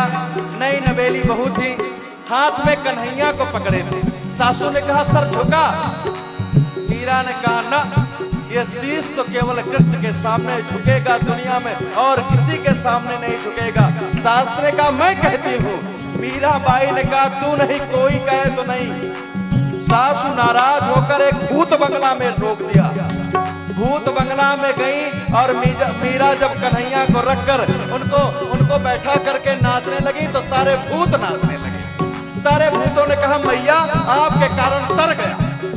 आपको पता एक दिन मीराबाई नाच रही थी और एक खिड़की थोड़ा खुली रह गई। खिड़की खुली रह गई तो पति ने देख लिया।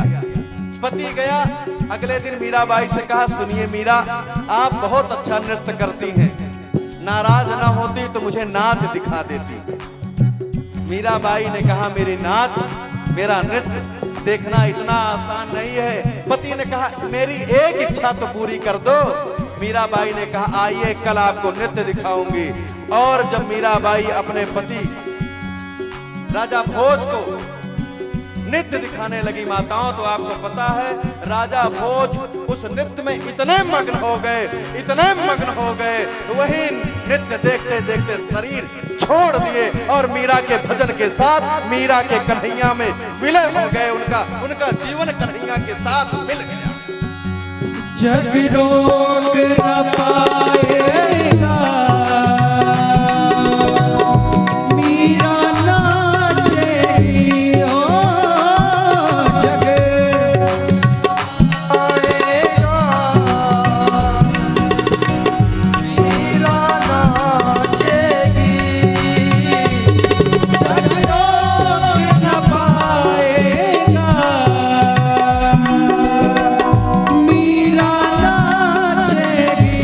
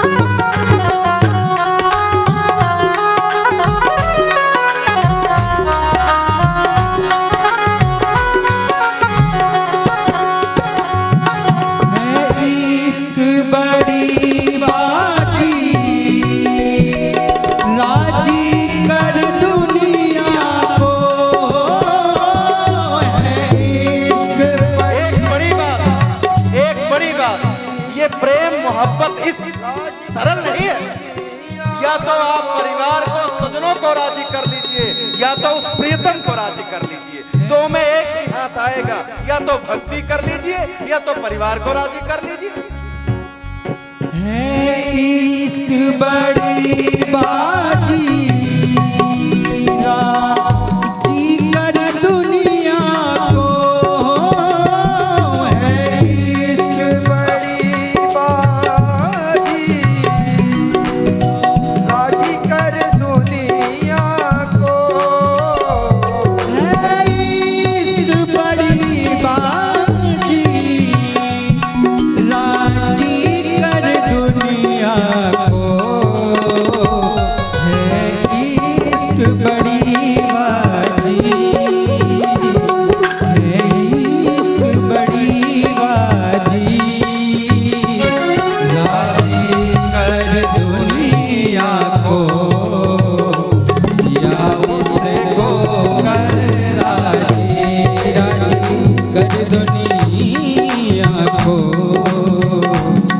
या उसको कर वो कितना, वो सामान्य नहीं है, वो सामान्य नहीं है, वो इतना प्यारा है, इतना प्यारा है, जिसके लिए सबरी ने अपनी पूरी जवानी नष्ट कर दिया है।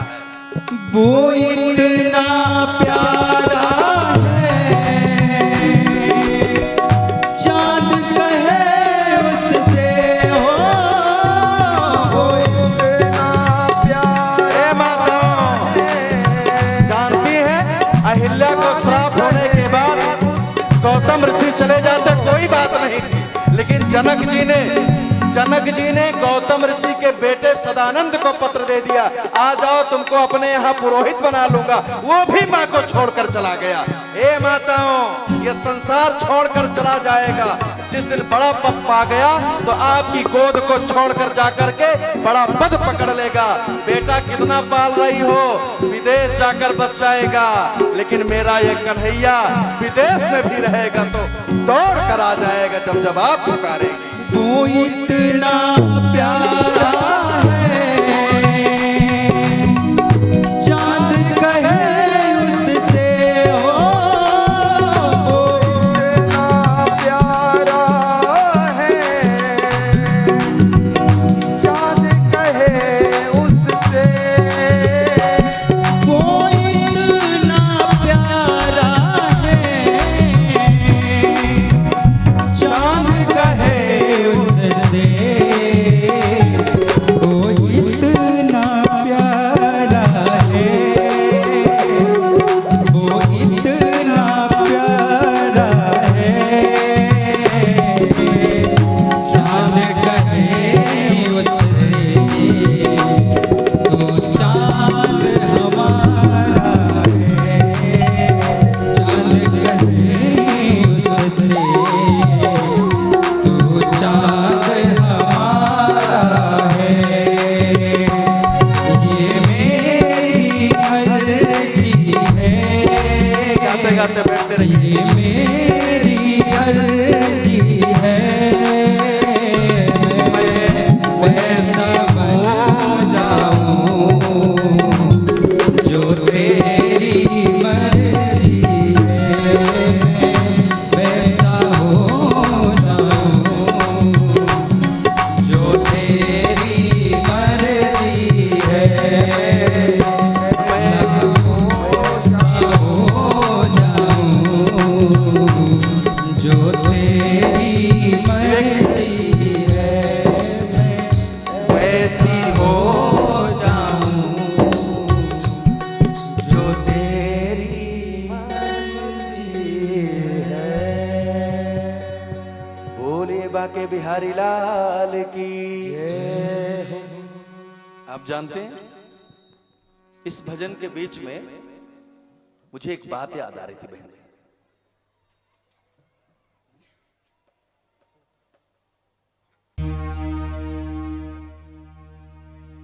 हमारे जो यजमान हैं दूसरे वाले आदरणीय अभय जी, उनको अभी हाल में ही पता चला कि उनको शुगर हुआ, उनको शुगर हुआ। और शुगर में सबसे अधिक क्या दर्द करता है? पैर। लेकिन आपको पता है, सुबह से लेकर देर रात तक, 1 बजे तक, 2 बजे तक कोई मेहनत कर रहा है तो आदरणीय भेजिए। क्यों? मैं एक दिन पूछ रहा था, भाई साहब आप में अंदर इतनी भक्ति कैसे आ गई? आपने तो जीवन ट्रक चलाने से प्रारंभ किया था, आप तो ट्रक चलाते थे, ट्रक ड्राइवर इतना भक्त? नहीं महाराज, हमारी कौन भक्ति, हमारी कोई भक्ति नहीं, हम फिर इतना क्यों? आप जानते हैं भाई साहब बहुत भावुक हो गए। उन्होंने कहा महाराज जी, साधना ने मुझे भक्त बना दिया, माने बहन जी को। उन्होंने कहा महाराज जी, कब मैं भक्त बन गया वास्तव में जाने ही नहीं पाया, लेकिन भक्ति के नाम पर ये मेरी बात कभी नहीं मानी महाराज। जब भक्ति की बात आई तब ये मेरी बात नहीं मानी, तब मुझे इनके पीछे चलना पड़ गया। तब यदि आप परमात्मा को मनाने चलते हैं ना, तो पूरा परिवार, पूरा समाज आपके पीछे चल पड़ता है। अरे हम में कौन ऐसी बात है? हाँ, आप सब जितने लोग बैठे, मैं जानता हूं कि अधिक पढ़े लिखे भी इसमें कई लोग बैठे हैं, हमसे बहुत अधिक ज्ञानी बैठे हैं। धन, सत्ता, सुख, समृद्धि सब आपके पास है, लेकिन उसके बाद भी मुझ जैसे अज्ञानी के ऊपर बैठाकर नीचे बैठकर कथा श्रवण कर रहे हैं, केवल एक कारण है, क्यों? क्योंकि राम और कृष्ण को गा रहा हूं, बस इतना कारण। जब भी हम कभी कृष्ण की ओर दौड़ते हैं तो पूरा परिवार, स्वयं गीता में परमात्मा कहते हैं, हे मेरे भक्त, तू मेरी ओर 2 कदम चलकर देख, संसार को तेरे पीछे ना चला दिया तो कहना, मेरी ओर चलकर तो देख, तू 2 रुपए मेरी ओर डाल कर देख, संसार की सारी सुख सुविधा, सारा ऐश्वर्य तेरे चरणों में न डाल दिया तो कहना। क्या करता हूं रात दिन? कोई काम नहीं, खाता हूं, पड़ा रहता हूं। जब तक अपनी किया तब तक बहुत दौड़ा, और जब कृष्ण की मानकर चल पड़ा तो देखिए जीवन आनंद में हो गया। नारद जी ने व्यास जी से कहा, व्यास जी, उसी पूर्ण ब्रह्म परमात्मा को अपने जीवन की नैया को थमा दीजिए, उनका गुणगान करिए। नारद जी का वहां से जाना और व्यास जी का ध्यान लगा देना, जहां से महाभारत कथा को रोका था वहीं पर तुरंत उनका ध्यान गया। पद्मासन पर बैठे और बैठ करके वो कथा प्रारंभ करते हैं। उन्होंने कहा, यदि मैं कथा बोलने लगूंगा तो लिखेगा कौन? क्योंकि मैं तेज तेज बोलूंगा, ध्यान में व्यक्ति लगातार चलेगा तो कौन बोलेगा, कौन लिखेगा? ढूंढा गया तो कोई लिखने वाला नहीं मिल रहा था व्यास जी के सामने। गणेश जी ने कहा, मैं लिख सकता हूं, लेकिन शर्त है, यदि आपने बीच में गैप कर दिया तो मैं चला जाऊंगा। व्यास जी ने कहा, पूरी जब तक कथा विश्राम नहीं होगी, जब तक कन्हैया का पूरा गुणगान नहीं कर लूंगा, तब तक अब रुकेगा नहीं व्यास। और शुरू हो गई कथा। श्री व्यास जी महाराज का ध्यान में जाना और महाभारत कहां से विश्राम है, तो आइए हम आप भी चलते हैं कुरुक्षेत्र के पावन क्षेत्र में, जहां पर दुर्योधन अपने 100 भाइयों के संग मारा जा चुका है। दुर्योधन की जंघा तोड़ दी गई है और दुर्योधन अब पड़ा हुआ है।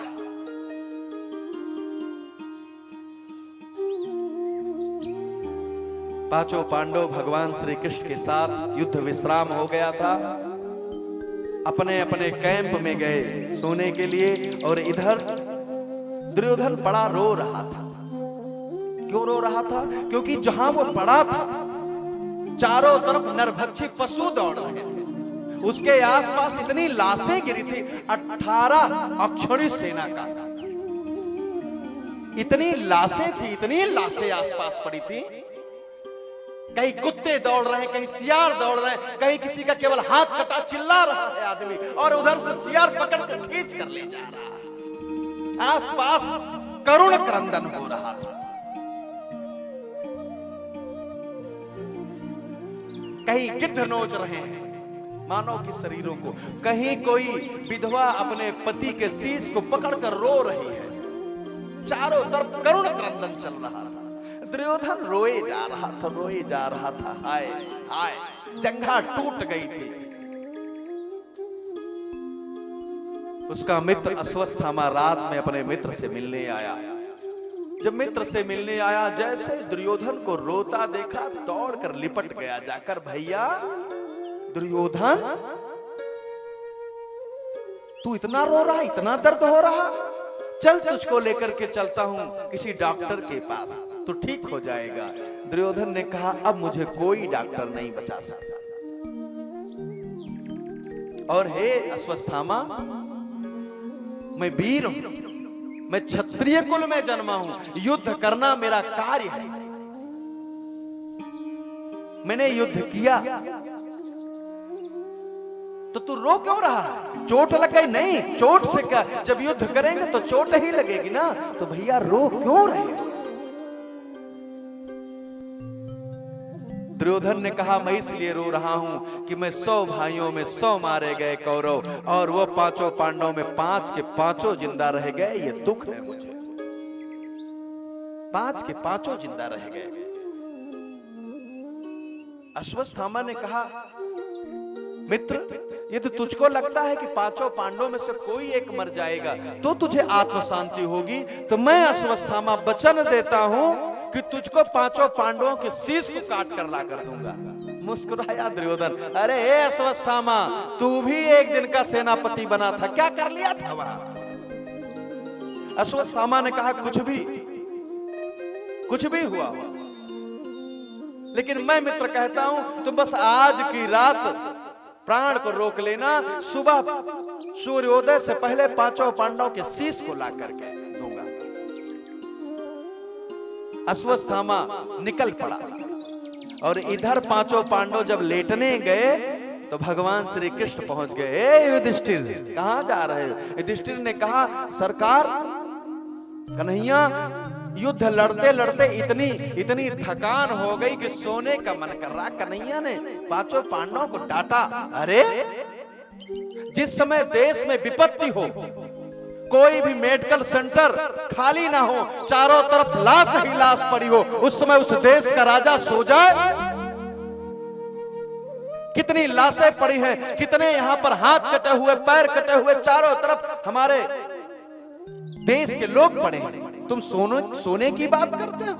इतना बड़ा युद्ध हुआ है, चारों तरफ माताएं रो रही, बच्चे अपने पिता के लिए रो रहे हैं, मां अपने पुत्र के लिए रो रही है, आप सोओगे कैसे? नींद पड़ेगी। युधिष्ठिर, देखिए भाई, ये छत्तीसगढ़ चल रहा है, मुझे, क्योंकि मैं उत्तर प्रदेश से आता हूं,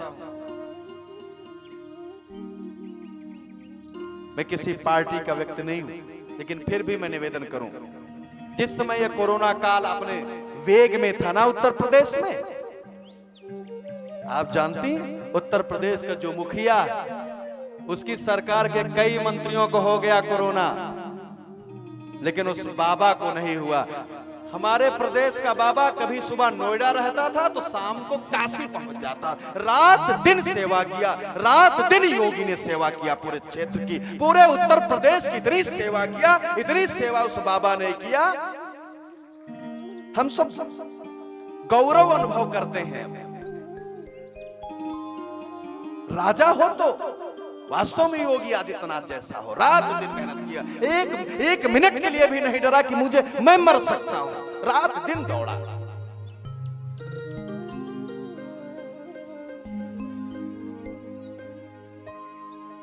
माताओं, भगवान श्री कृष्ण ने सबको डांट कर ले जाकर बैठाया,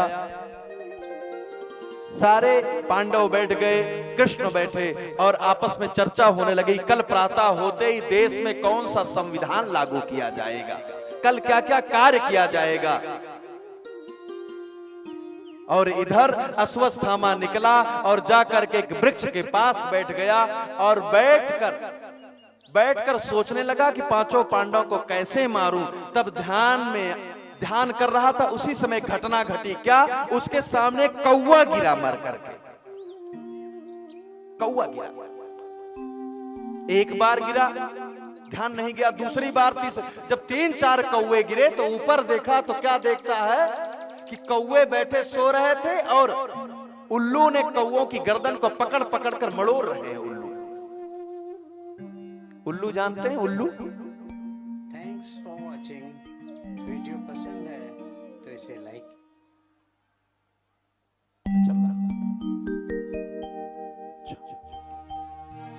उल्लू उल्लू इतना छोटा होता नहीं, ये उल्लू नहीं है, ये तो उल्ली है। उल्लू इसे थोड़ी कहते हैं। उल्लू मुंह चिरैया जब गांव में आती थी तो गांव के पुरुष जग जाया करते थे, पत्थर से मारते थे। वो जब बोल देती थी गांव में तो लोगों को पता चल जाता था कोई न कोई मरने वाला है, किसी न किसी के बच्चों को उठा कर ले जाएगा। ये मोह चिरैया आज भी गांव में पाए जाते हैं। मोह चिरैया वो कौवों को सोते हुए कौवों को मार रहा था। बस यहीं से सीख ले लिया अश्वत्थामा ने। उसने सोचा ये पंछी जब एक दूसरे को मार सकते हैं सोते हुए तो हम मानव क्यों नहीं मार सकते। अच्छा देखिए, सीख लेने वाले भी अच्छे लोगों से नहीं लेते, कई बार बुरे लोगों से ले लेते हैं। और इसीलिए अश्वत्थामा ने सोच लिया कि पांचों पांडव सो रहे होंगे, जाता हूं सोते सोते इनकी गर्दन काट दूंगा। और अश्वत्थामा चल पड़ा।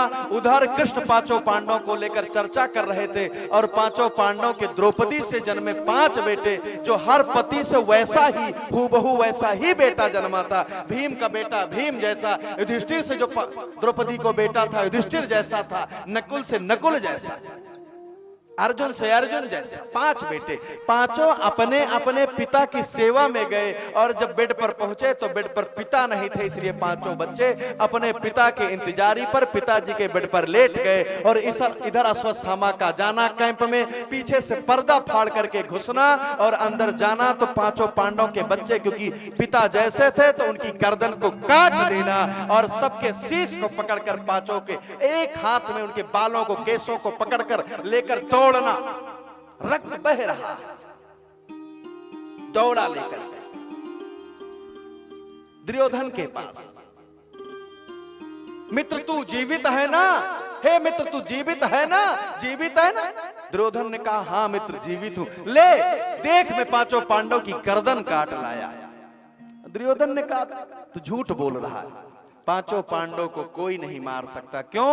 क्योंकि जाको राखे साइया मार सकई ना कोई। वो कृष्ण अभी होगा और जब तक वो नंद का छोरा रहेगा तब तक कोई कुछ नहीं कर सकता, कोई कुछ नहीं कर सकता।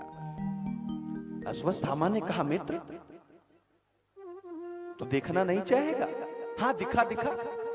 अच्छा एक मसाल लेकर आ दिखा। मुझे विश्वास नहीं है। अश्वत्थामा एक मसाल लेकर गया और पांचों पांडवों के बच्चे के शीश को दिखाया तो दुर्योधन तो चित्कार मारकर रोने लगा। क्या कर डाले पापी, क्या कर दिया तूने? अश्वत्थामा ने कहा क्या हुआ?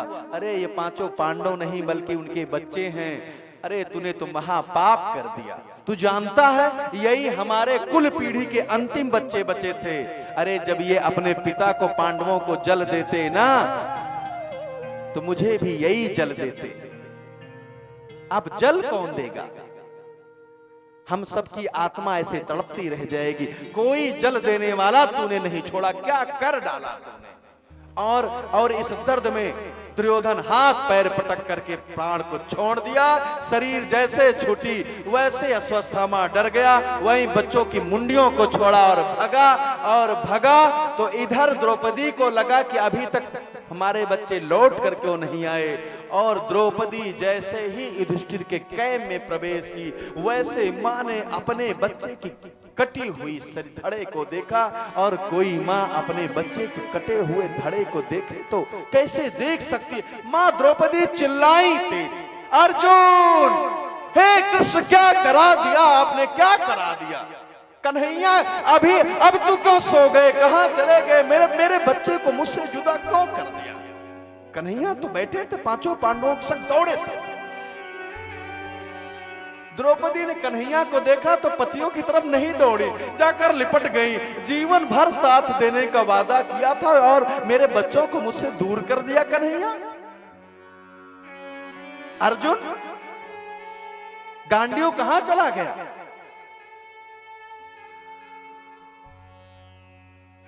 दूसरे कक्ष में, तीसरे, हर कक्ष में बच्चों के धड़े पड़े थे। द्रौपदी तो अपना शीश पटकने लगी, हाय मैं ये धड़ा देखने से पहले प्राण क्यों नहीं छूट गए। अर्जुन दौड़ पड़ा। कृष्ण ने कहा यह काम अश्वत्थामा ने किया है, अर्जुन पकड़ो। अश्वत्थामा भगा जा रहा था, अर्जुन पीछे से रथ खींचते हुए गए और देखा अश्वत्थामा को दूर से, तो अपनी रस्सी को वहीं से फेंका, अश्वत्थामा को बंधक बनाया, खींचा। और आप जानती हैं अर्जुन मारना तो वहीं चाह रहे थे, लेकिन अर्जुन ने कहा यदि इसको यहां मार दूंगा, द्रौपदी के सामने नहीं मारूंगा, तो द्रौपदी के हृदय में जो दर्द है वह विश्राम नहीं लेगा, इसलिए द्रौपदी के सामने इसकी गर्दन को उड़ा दूंगा। द्रौपदी तो बैठी रो रही थी। गांव की सारी माताएं आसपास की द्रौपदी के संग बैठकर विलाप कर रही थी। अर्जुन अपने रथ में अश्वत्थामा को बांधकर और घसीटते हुए लेकर आए और रथ से उतर करके अश्वत्थामा को झटका मारा। द्रौपदी के चरणों में जाकर गिरा धाम से अश्वत्थामा। जैसे अश्वत्थामा गिरा वैसे हमारी देश की श्रेष्ठ नारी द्रौपदी का मन देखिए। मुक्षता में सम ब्राह्मणो नितराम गुरु। द्रौपदी ने कहा अरे अर्जुन क्या कर रहे हो, छोड़ दो इसे, छोड़ दो। मुक्षता में सम, क्यों? ब्राह्मणो नितराम गुरु, अरे ये ब्राह्मण है और ब्राह्मण हम सबका नित्य गुरु। अर्जुन इसको छोड़ दो।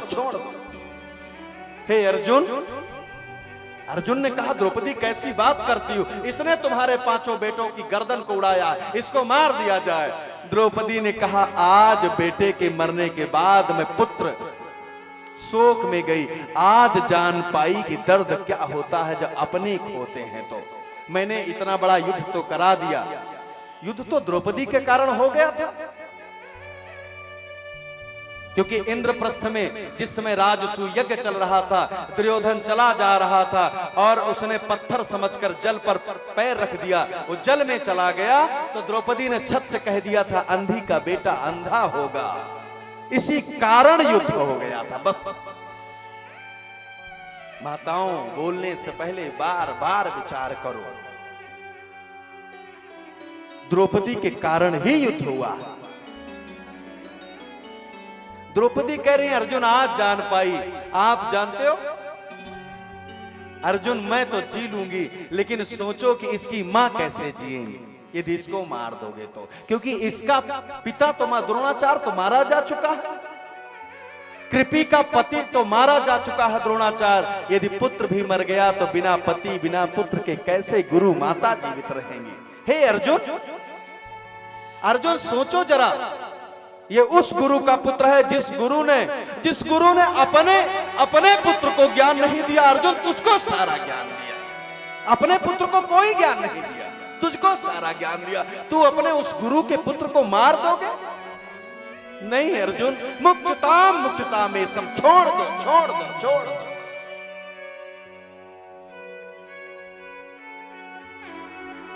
युधिष्ठिर से पूछा गया, युधिष्ठिर ने कहा अर्जुन आइए बैठ करके पहले धर्म की चर्चा करते हैं तो देखते हैं छोड़ना कि नहीं छोड़ना।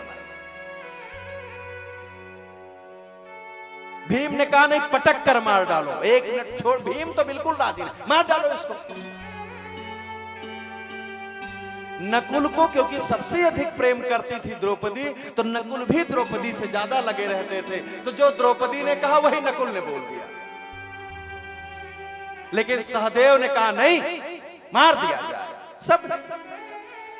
अर्जुन हाथ जोड़ लिए पार्थ की तरफ, कन्हैया आप बताओ इसको मार दिया जाए कि छोड़ दिया जाए, बोलो इसके संग क्या सलूक किया जाए, क्या किया जाए।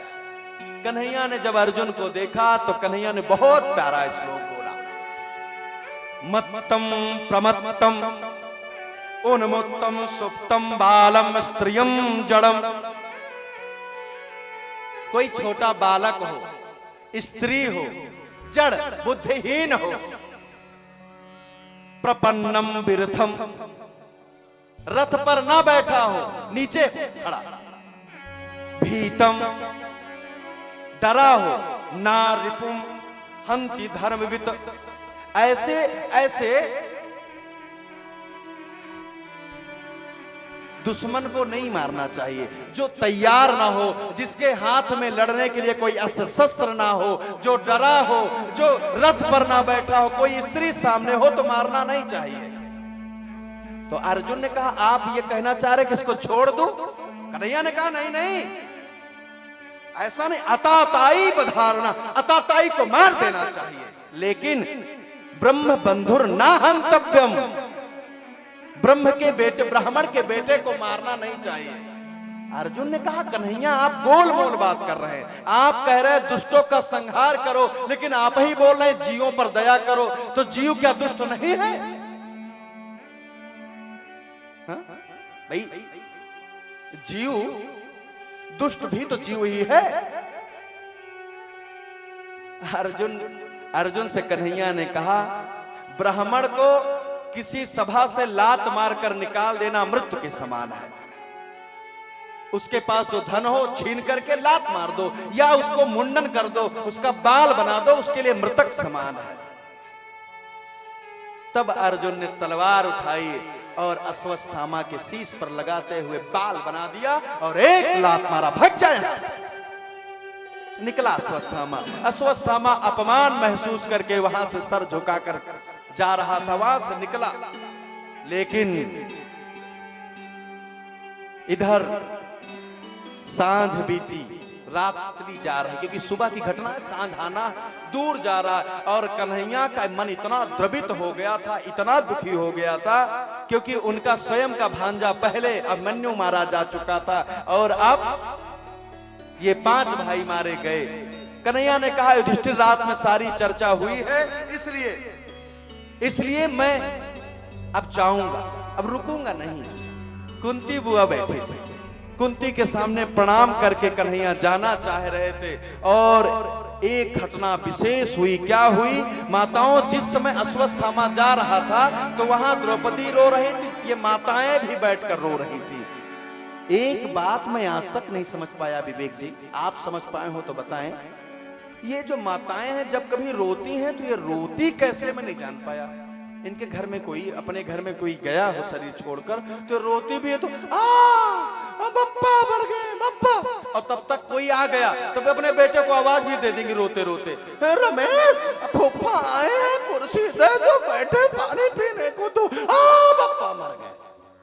भैया बोलती कैसे है इतना? दोनों काम कैसे कर लेती हैं आप?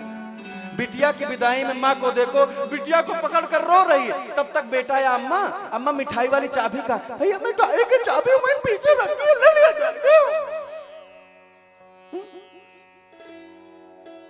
जिस समय अश्वत्थामा जा रहा था माताएं रो रही थी और बोल रही थी, अरे सब पांडव के सारे बच्चे मारे गए, बस केवल जो अभिमन्यु की पत्नी उत्तरा है ना, उसी के गर्भ में बच्चा बचा, और तो सब मार दिए गए।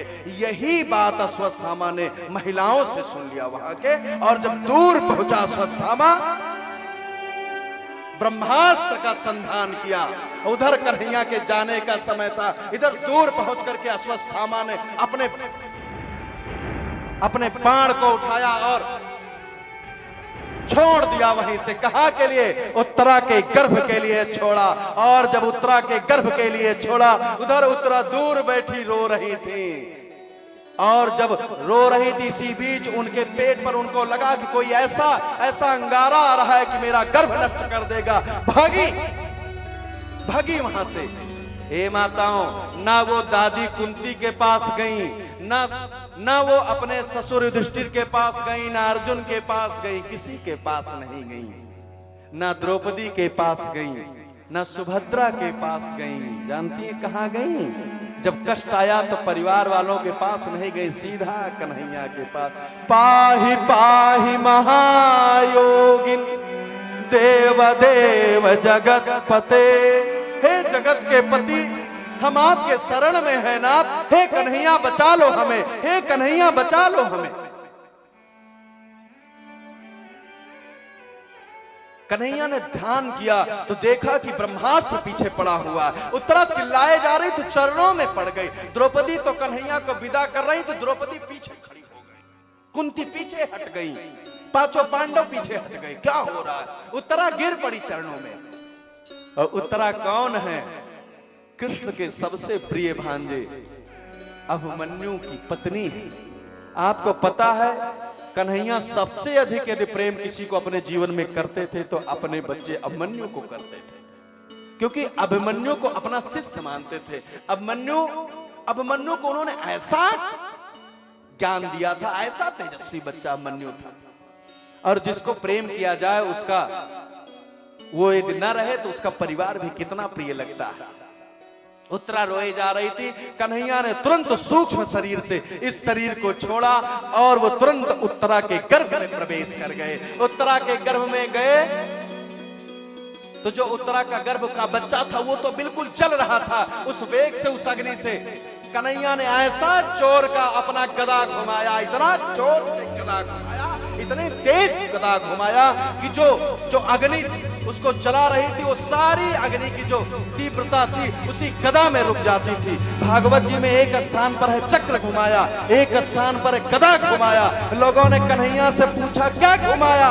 कन्हैया ने कहा गदा ही घुमाया था, लेकिन जब भक्त पर कष्ट आ गया तो इतने तेज घुमाया था कि उसको वो चक्र सुदर्शन लगता था। जब मेरे बच्चे पर कष्ट आता है तो मैं 2 गुना 4 गुना नहीं बल्कि 100 गुना क्रिया करता हूं। और माताओं धीरे धीरे वो अग्नि शांत हुई। उत्तरा के गर्भ से उत्तरा के गर्भ को बचाना हुआ कन्हैया का। और उधर अर्जुन से कहना है, अर्जुन उस अश्वत्थामा को पुनः पकड़ लाओ। अश्वत्थामा को पकड़ा गया और कन्हैया ने अर्जुन से अश्वत्थामा के मस्तिष्क पर लगी मणि को निकाल दिया और कहा, अश्वत्थामा तूने गर्भ के बच्चे पर बाण चलाया है। यदि किसी स्त्री पर बाण चला दिया जाए, यदि किसी का गर्भ नष्ट कर दिया जाए तो मैं आज के बाद श्राप देता हूं, जो मनुष्य किसी स्त्री का गर्भ नष्ट करेगा वो इस संसार में रहता हुआ गंध मारेगा, उसके आसपास कोई नहीं आएगा। इसलिए हे अश्वत्थामा तुझे श्राप देता हूं, तेरे आसपास गंध ही गंध फैली रहेगी और तू 1, 2, 10 साल नहीं जीवित रहेगा, बल्कि जब तक सृष्टि रहेगी तब तक तू जीवित रहेगा, हिमालयों में भटकता रहेगा, तेरे आसपास कोई मानव नहीं आएगा। श्राप दे दिया कन्हैया ने। और अब पुनः कन्हैया जाने को तैयार। और जब इस बार कुंती के चरणों में हाथ ले गए अपने बुआ को प्रणाम कराने के लिए तो बुआ ने पैर खींच लिया। नहीं कन्हैया अब मेरा पैर न छुओ, अब न छुओ, बहुत छू लिया। कन्हैया ने कहा बुआ पैर छूने दो। कन्हैया के चरणों की ओर कुंती ने हाथ जोड़ लिया। कुंती ने हाथ जोड़ा और अपने दोनों घुटने पर बैठ गई बुआ। कन्हैया के सामने हाथ जोड़ करके कृष्ण रोने लगे। बुआ मुझसे कोई अपराध हो गया? मैंने कोई गलती कर दिया? नहीं गलती नहीं किया, आज मैं आपको प्रणाम करती हूं। कुंती ने पहला वंदन किया है। माताओं मेरा निवेदन है, बुआ ने कृष्ण को प्रणाम किया है, आप भी प्रणाम करें। बहुत प्यारा श्लोक है, बोलिए मेरे साथ। कृष्णाय वासुदेवाय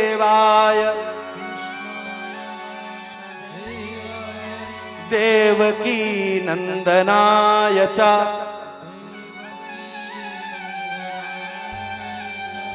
नंद गोप कुमाराय गोविंदाय नमो नमः। हे वसुदेव के पुत्र कृष्ण, जानते हो मैं ये जानती हूं कि आप भगवान हैं, मैं जानती हूं, लेकिन ये मन नहीं मानता।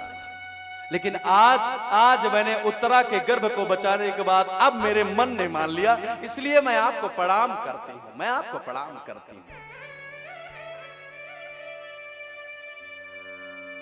कृष्ण ने कहा, बुआ यदि आपकी मुझ पर इतनी श्रद्धा हो गई, आप मुझे भगवान मानने लगी, तो भगवान का दर्शन पाने के बाद कुछ ना कुछ तो फल पाया जाता है, क्योंकि परमात्मा को हम प्रणाम करें, परमात्मा कुछ ना दे, ऐसा संभव ही नहीं है।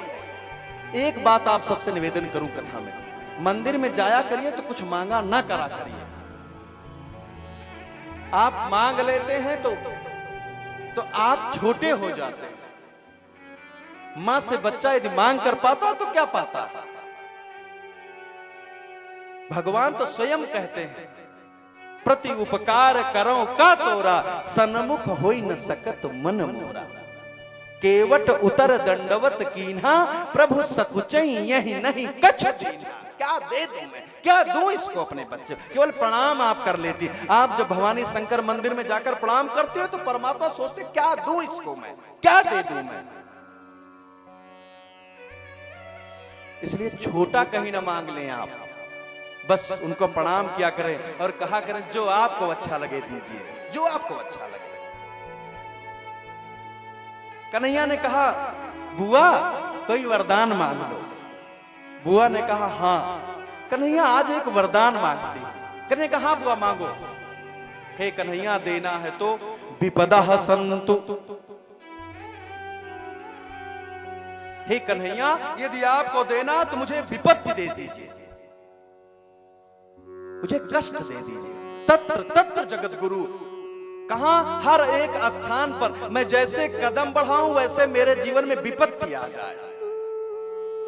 कौन मांगेगा परमात्मा से? कुंती ने मांगा है क्या? विपदा संतु, मुझे विपत्ति दीजिए। कन्हैया, क्योंकि कुंती दोनों घुटने टेक कर बैठे थी, हाथ जोड़े, कन्हैया बाजू पकड़ कर उठा लिए। बुआ आप जब पैदा हुई ना, जिस समय आप पैदा हुई थी उस समय आपके पिता ने अपने मित्र को दे दिया, प्रथा को। आप छोटी थी तो आपसे आपकी मां छूट गई। थोड़ा आप बड़ी हुई, आप एकदम नई नवेली लड़की, एकदम से 14-15 साल के थी, तभी आपको आशीर्वाद मिल गया दुर्वासा ऋषि से। तो आपने उस आशीर्वाद के बदले सूर्य को प्रकट करके पुत्र ले लिया। और जब पुत्र आप मां बन गई बिना ब्याह के, तो संसार का इससे बड़ा दुख क्या हो सकता है? स्त्री का विवाह ना हुआ हो और वो मां बन जाए, संसार जीने नहीं देगा उसको। इससे बड़ा दुख क्या हो सकता था?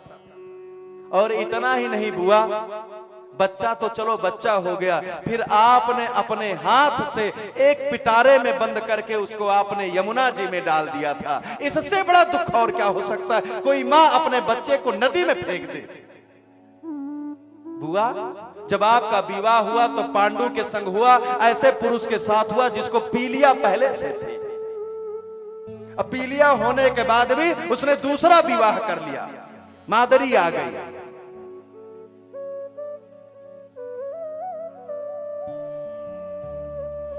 हे बुआ, आप जानती हैं जब पांडु से जबरदस्ती मादरी ने मिलन कर दिया, दोनों शरीर छोड़ दिए, तो आपने मादरी के दोनों बेटे नकुल सहदेव को अपने तीनों बेटों से अधिक प्रेम दिया आपने। और जैसे पति मर गया वैसे यहाँ का राजा धृतराष्ट्र ने राष्ट्र पर कब्जा कर लिया। बच्चे बड़े हुए तो आपके बच्चों को दुर्योधन ने लक्षागृह में जलाने का प्रयत्न किया। जीव आपसे ज्यादा कौन दुखी, आपसे ज्यादा कौन दुखी। एक बहू भी आई तो आप जान नहीं पाई, आपने कह दिया पांचों भाइयों में बांट लो। जब से द्रौपदी को 5 पतियों में आपने बंटवाया है ना बुआ, मैं जानता हूं कि आप मन ही मन इतना दुखी रहती हैं, इतना दुखी रहती हैं। आपने ये स्त्री धर्म के लिए मानती है कि आपने पाप किया है, इसलिए वो पाप आपको तो जीवित नहीं रहने दे रहा है। आपकी बहू का भरी सभा में आपकी बहू को का वस्त्र उतारा गया, दुर्वासा ऋषि को भेज दिया गया श्राप देने के लिए, भोजन कराइए। कुरुक्षेत्र के युद्ध में कितने लोग मारे गए। आप और कुछ मांग, इससे ज्यादा कष्ट चाहती हैं? कुंती ने कहा कन्हैया एक बात बताऊं, जानते हो जब मेरी बहू का वस्त्र खींचा जा रहा था ना, तो वस्त्र तो खींचता, लेकिन नाथ जब दुख रूपी वस्त्र खींचा गया ना, तो सुख रूपी कन्हैया याद आ गए। हे कान्हा, इस संसार की रीत जानते हो? दुख में सुमिरन सब करें, सुख में करें न कोई। जो सुख में सुमिरन करे तो दुख काहे को हो। कुंती ने कहा, हे कन्हैया, दुख तो बहुत आए, लेकिन उस दुख में एक अच्छी बात रही कि जब जब मुझ पर दुख आया कन्हैया, तब तब मेरा मन आपके चरणों की ओर गया था, तब तब मैं आपसे लग गई थी नाथ, और तब तब आप रक्षा करने को आ गए थे। इसलिए दुख दे दीजिए, क्योंकि दुख में मेरा मन आपके चरणों में लगा रहेगा। ठाकुर आपके चरणों में लगा रहेगा। हे कान्हा, देख लिया संसार हमने, देख लिया सब मतलब के यार हमने देख लिया, देख लिया संसार हमने देख लिया, सब मतलब के यार हमने देख लिया, देख लिया संसार हमने देख लिया, सब मतलब के यार हमने देख लिया, संसार हमने देख लिया। कुंती ने कहा, कन्हैया बस आपका चरण चाहिए। और माताओं, कन्हैया प्रसन्न होकर कुंती के पास रुक गए। बुआ, यदि इतना प्रेम है तो मैं कुछ दिन रुकता हूँ। क्यों रुक गए पता है माताओं? क्योंकि उनका एक भक्त और याद कर रहा है। कहाँ? कुरुक्षेत्र में पड़ा है बाणों की सैया पर, वो बैठा बैठा इंतजार कर रहा है। कन्हैया रुक गए, और जब आज सांझ हुई तो युधिष्ठिर ने कहा, हे कान्हा, मुझे कुछ धर्म का ज्ञान बताइए, मैं कैसे राज्य सत्ता चलाऊं। कन्हैया ने कहा, हे युधिष्ठिर, ये मानव बहुत अहंकारी है, ये मानव अपने से छोटे से सीखना नहीं चाहता, ये अपने से छोटे को बड़ा मान ले, बहुत बड़ी बात होती है। इसलिए हे कान्हा, हे युधिष्ठिर, यदि आपको ज्ञान लेना है राष्ट्र की, यदि आपको राष्ट्र संचालन का ज्ञान लेना है, तो अपने राष्ट्र पुरुष भीष्म पितामह से चलकर सीखिए। इसलिए चलिए, चलते भीष्म पितामह की ओर। और आइए हम लोग भीष्म पितामह की ओर चलते हैं। अर्जुन, जैसे अर्जुन ने सुना भीष्म पितामह की ओर चलना है, वैसे ही तुरंत तैयार होकर निकल पड़े। चलिए चलिए, चला जाता है। अर्जुन, पांचों पांडव, साथ साथ द्रौपदी, कुंती, कन्हैया सब चल पड़े। और भीष्म पितामह कुरुक्षेत्र में पड़े थे, बाणों की सैया पर। क्या करते थे पता है? बाण की सैया पर पड़े पड़े भगवान को याद किया करते थे। कन्हैया आओगे नहीं, कन्हैया आओगे नहीं, याद किया करते थे। याद कर रहे तो इधर कृष्ण पांचों पांडव का आगमन हुआ। जैसे ही अर्जुन आदि पांचों पांडव जैसे ही उस कुरुक्षेत्र के उस परिसर में प्रवेश किए, भैया यदि विलंब हो रहा हो ऐसा लगता है तो जिन माताओं को 15-20 मिनट तो भी चलेगी कथा, अभी तो 6 बज रहा, 6:30 तक तो चलनी है ना। हाँ, इसलिए बीच में कथा चलते समय ना उठे। जब भजन गाया जा रहा था उठ लेना चाहिए था, उससे डिस्टर्ब होती है ना कथा। मन में जो बात चलती रहती कट जाती है आपके हलचल करने से। भीष्म पितामह बाणों की सैया पर पड़े थे। जिस समय भीष्म पितामह को बाण लगे थे उस समय चारों तरफ गड्ढे खुदा दिए गए थे। क्यों? क्योंकि रात्र में कोई नरभक्षी जानवर ना आ पाए। दिन में वहां पटरे रख दिए जाते थे, लोग इस पार से उस पार जाकर के भीष्म पितामह के साथ बैठकर संत धर्म की चर्चा करते थे। भीष्म पितामह दिन भर चर्चा किए थे, सांझ का समय हो रहा था, संत सभी जा रहे थे और इधर से पांचों पांडव का रथ आया। रथ उस गड्ढे के बाहर उतरा और जब उतरा तो कोई चलता उसके पहले जानते हैं आज अर्जुन ने सारी मर्यादा तोड़ दिया अर्जुन दौड़ पड़ा अर्जुन, बाबा बाबा बाबा बाबा। आपको पता है भीष्म पितामह सबसे अधिक प्रेम करते थे तो अपने नाती अर्जुन को करते थे। इसीलिए जिन्होंने महाभारत देखा तो देखा होगा भीष्म पितामह कभी भी अपने लिए अकेले कपड़ा नहीं सिलाते थे। जो कपड़ा अपने लिए सिलाते थे वही अपने नाती के लिए सिलाते थे, अर्जुन के लिए। एक जैसा कपड़ा पहनते हैं भीष्म पितामह और अर्जुन, दोनों श्वेत वस्त्र धारण करते हैं।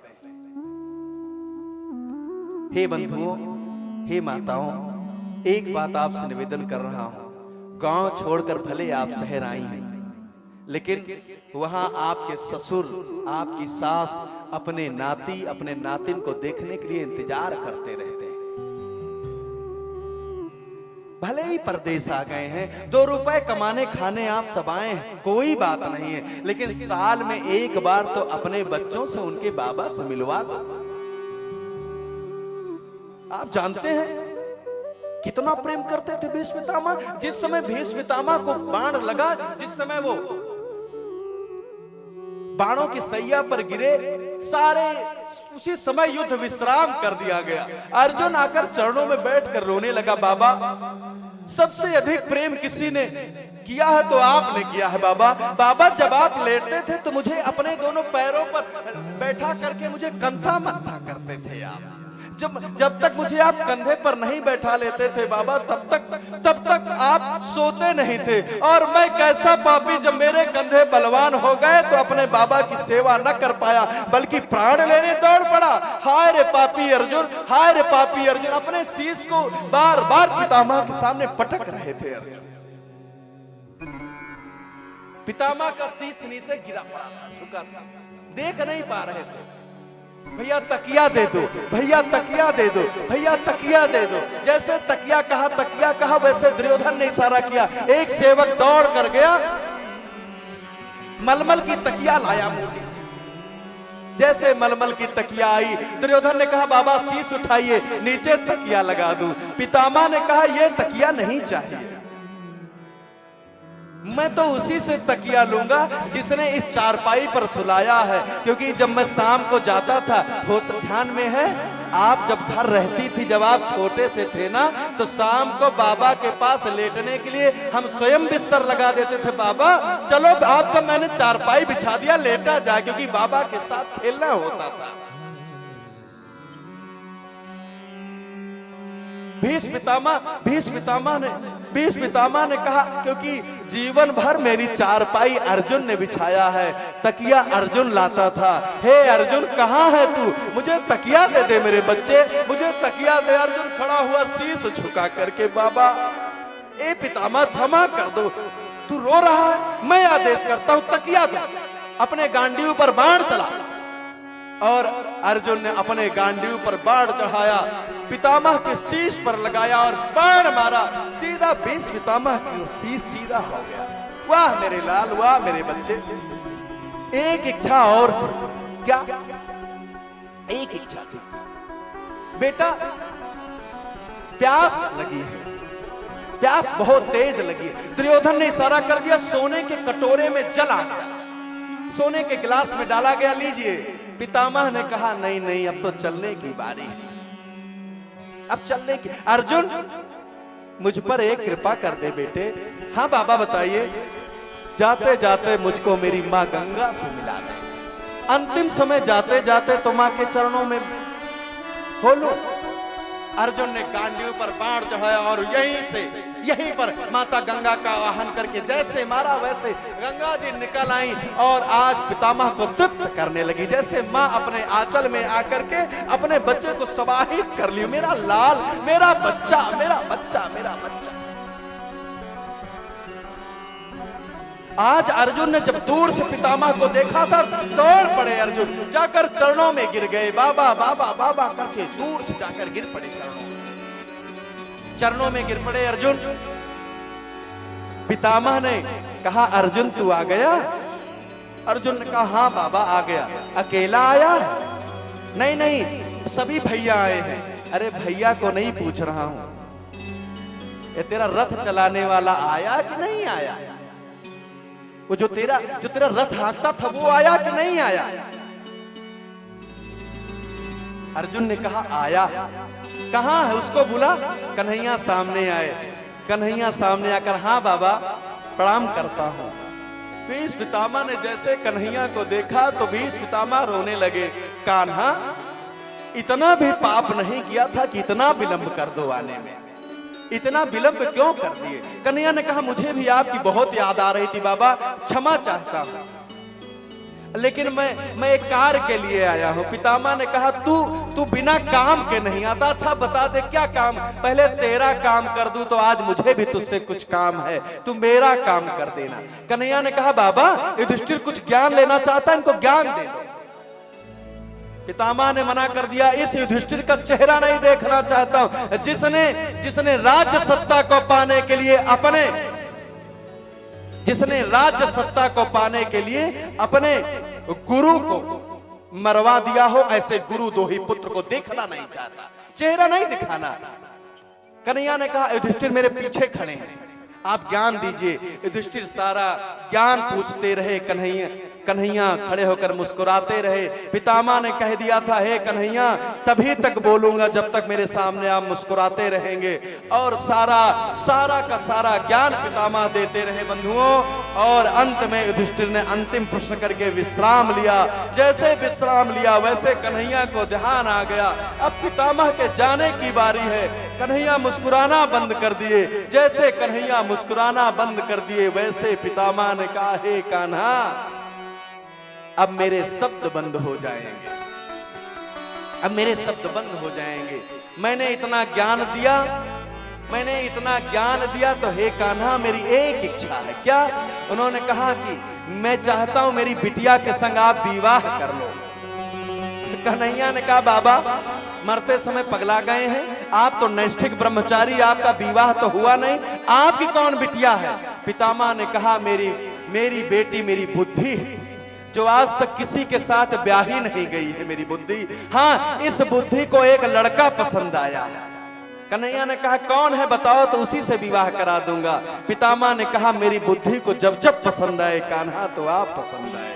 कान्हा आप जानते हैं जिस समय आप दुर्योधन से आए थे और कह रहे थे 5 गांव दे दो, जब दुर्योधन ने कहा था 5 गांव नहीं बल्कि सुई की नोक भर स्थान नहीं दूंगा, तो उस समय आपने दुर्योधन से कह दिया था ए दुर्योधन तू मारा जाएगा।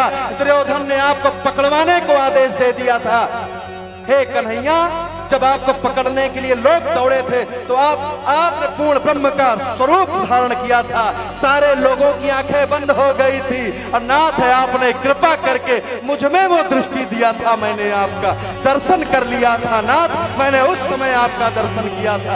हे कान्हा जिस समय आप कुरुक्षेत्र के रणभूमि में आए, जिस समय अर्जुन को आपने अपना विश्व रूप दिखाया, उस समय कोई आपको नहीं देख पाया क्योंकि आपने अर्जुन को दिखाया था। उस समय मैंने केवल आपका दर्शन किया था कान्हा। हे नाथ, हे सच्चिदानंद परमात्मा, हे मेरे ठाकुर, आप जानते हो प्रभु, आप जानते हो नाथ, मुझे आपका सबसे प्यारा चित्र कौन लगा? मेरी आंखों ने आपका सबसे प्यारा चित्र कौन सा खींचा? आपको पता, आप जानते हैं हम जिसको प्रेम करते हैं उसका सबसे प्यारा चित्र खींच लिया करते हैं। सबसे प्यारा चित्र कौन खींचा? स्वागत। देखिए भाई कृष्ण की चर्चा हो रही है और गीता में परमात्मा भगवान श्री कृष्ण ने कुरुक्षेत्र की चर्चा हो रही है। कुरुक्षेत्र में भगवान श्री कृष्ण ने जब गीता का ज्ञान दिया तो अर्जुन से अपनी विभूतियां बताया। कन्हैया ने कहा मैं वृक्षों में पीपल हूं, नदियों में गंगा हूं, पहाड़ों में हिमालय हूं, जातियों में ब्राह्मण हूं, शरीर के अंगों में मुख हूं। कन्हैया ने कहा समाज में आप क्या हैं? अर्जुन ने पूछा आप समाज में क्या हैं? कन्हैया ने कहा मैं समाज में, मैं देश में राजा हूं। राजा जब हूं मैं, जो भी विधायक है, जो भी पार्षद है, जो भी हमारे यहाँ ग्राम प्रधान चुना गया है, उसके अंदर भगवान श्री कृष्ण का अंश आ जाता है। इसलिए कृष्ण स्वरूप हमारे आदरणीय बाबूजी आए हैं तो आपका बहुत स्वागत है, अभिनंदन है।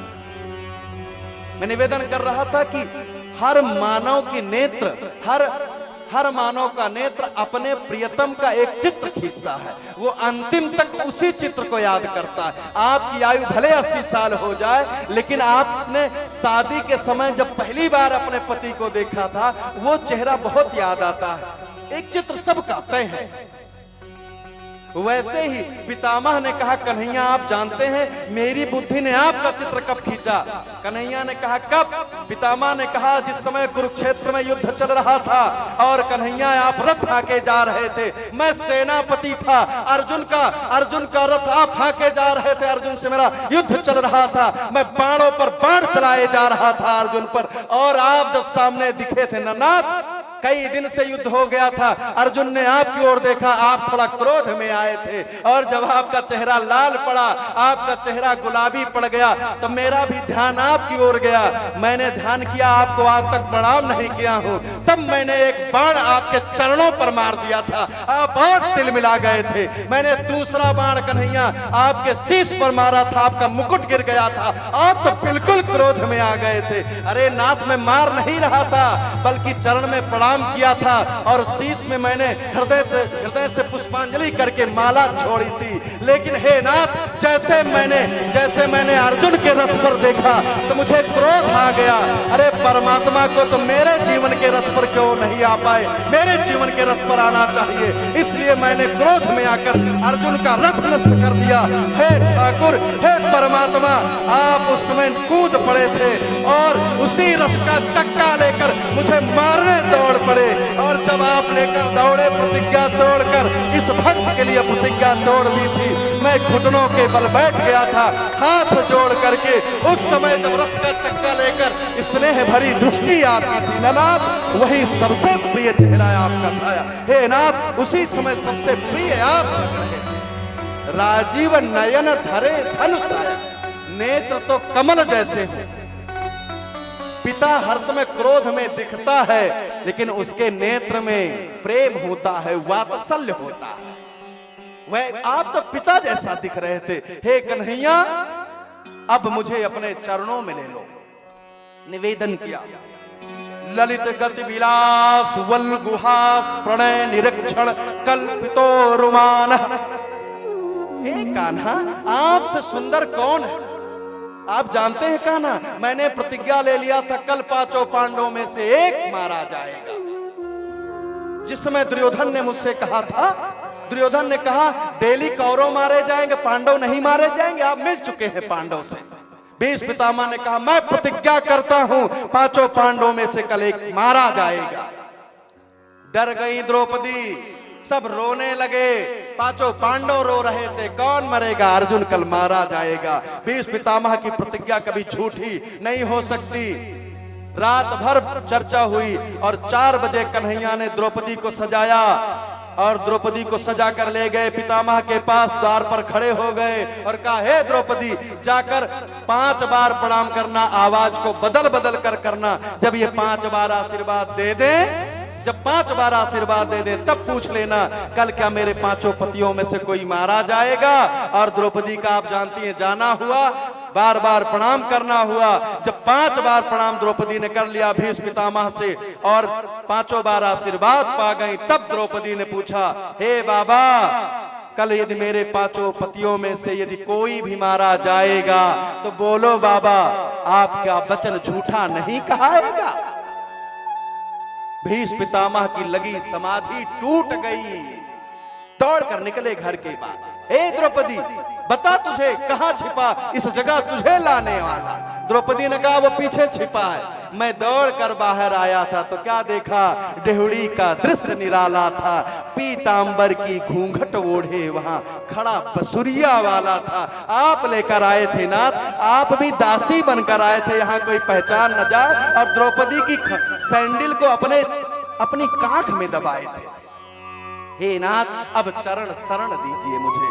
कन्हैया ने हामी भर ली अपने चरणों में स्थान देने को, और संसार को देखते देखते भीष्म पितामह के शरीर से वो ज्योति निकली और कन्हैया के श्री चरण कमल में विलय हो गई। बोलिए बांके बिहारी लाल की। मेरा निवेदन है, विलंब बहुत है, लेकिन फिर भी हम बैठे बैठे 2 मिनट हम भी परमात्मा से कह लें।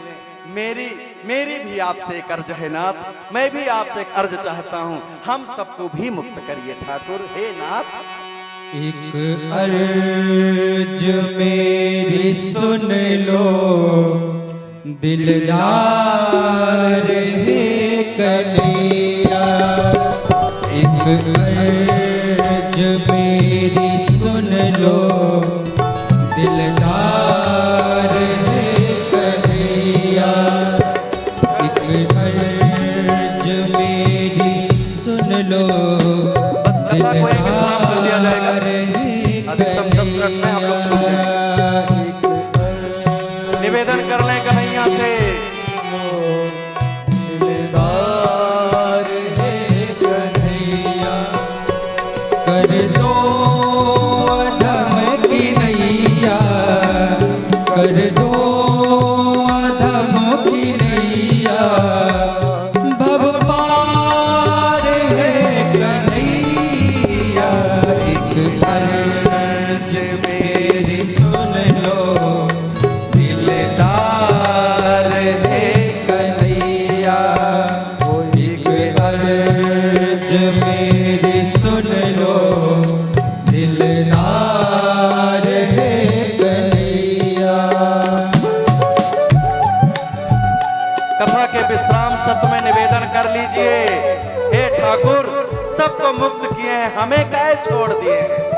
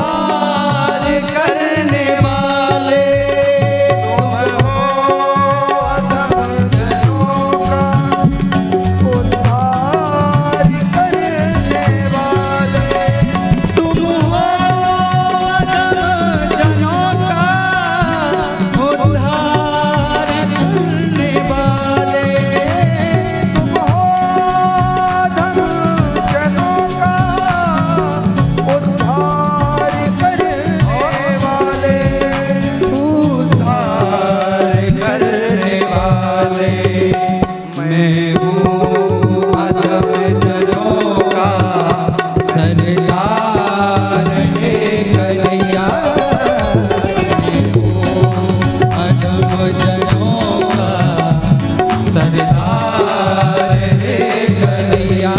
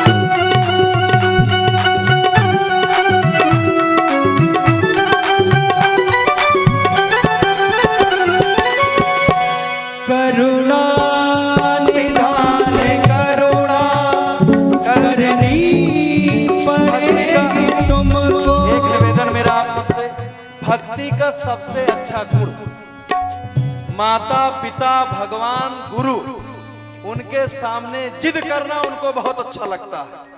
पिताजी की जबरदस्ती उंगली पकड़ करके नहीं नहीं आज मैं यहाँ चलूंगा, आज आपको नहीं छोड़ूंगा, तो वो बड़ी से बड़ी नौकरी त्याग सकते हैं लेकिन आपकी जिद नहीं छोड़ेंगे।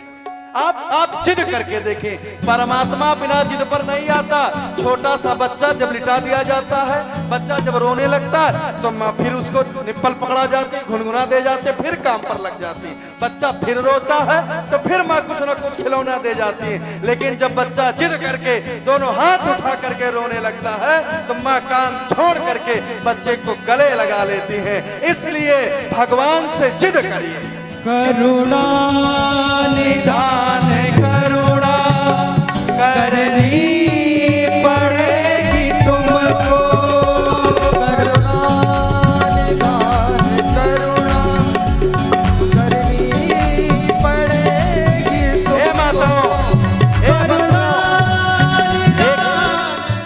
शंकर जी के मंदिर आते क्या करते, जल चढ़ा दिए, घूम लिया, चले गए? नहीं, देखिए अपनी कथा नहीं होने वाली थी, पता है कोरोना के कारण।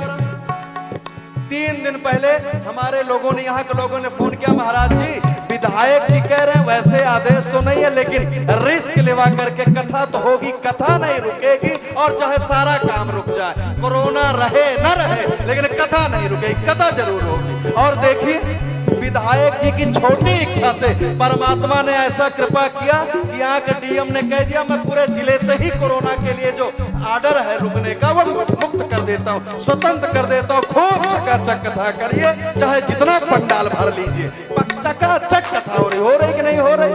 जिद करिए। अरे जब विधायक जी से जिद करके कथा पा सकते हैं तो कन्हैया से जिद करेंगे तो उनसे क्यों नहीं उनको पाएंगे? करुणा निधान करुणा करनी पड़ेगी तुमको। करुणा निधान करुणा करनी पड़ेगी तुमको। करुणा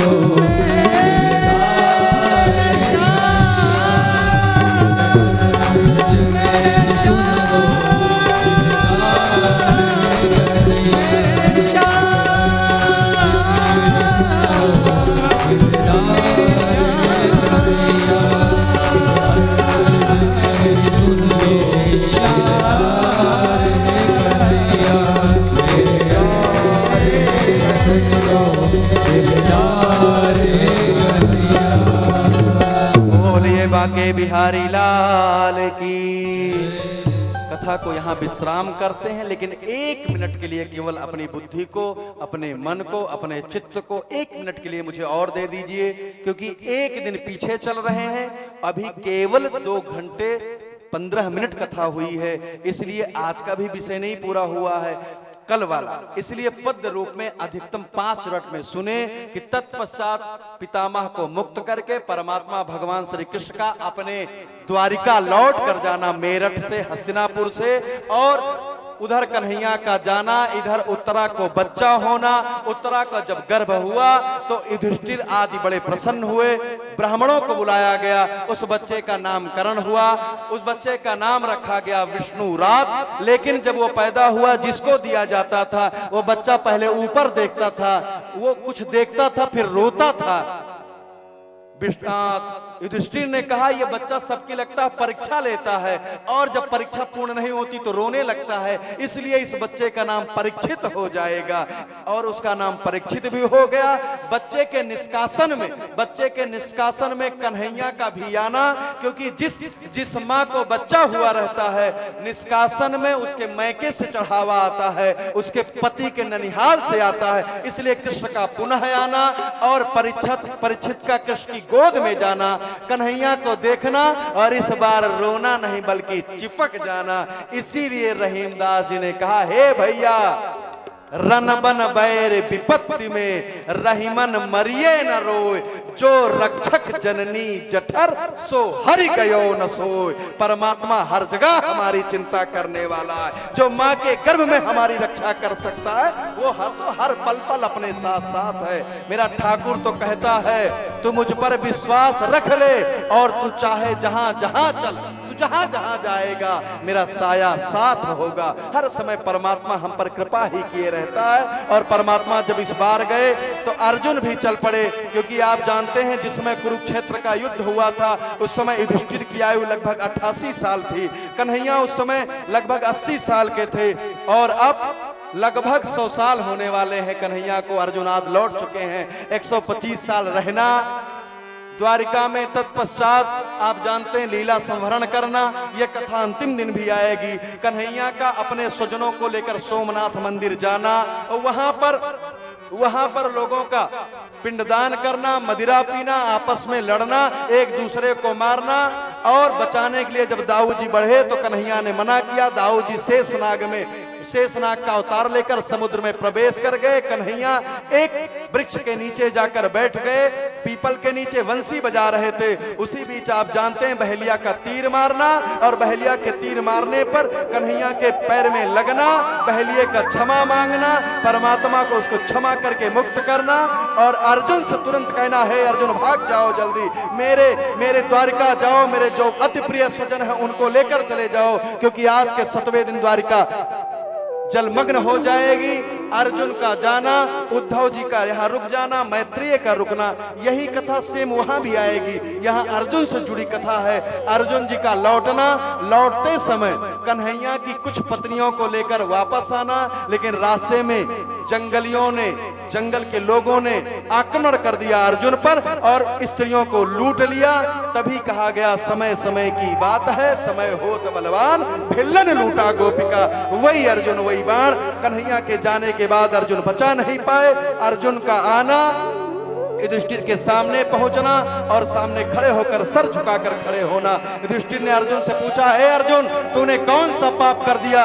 क्या किसी ब्राह्मण का अपमान किया? क्या किसी राजा का अपमान किया? क्या अनिच्छा से किसी स्त्री को जबरन उसके साथ बलात्कार किया, या किसी स्त्री की इच्छा होने पर उसकी इच्छा की पूर्ति न करना, उसका संरक्षण न करना?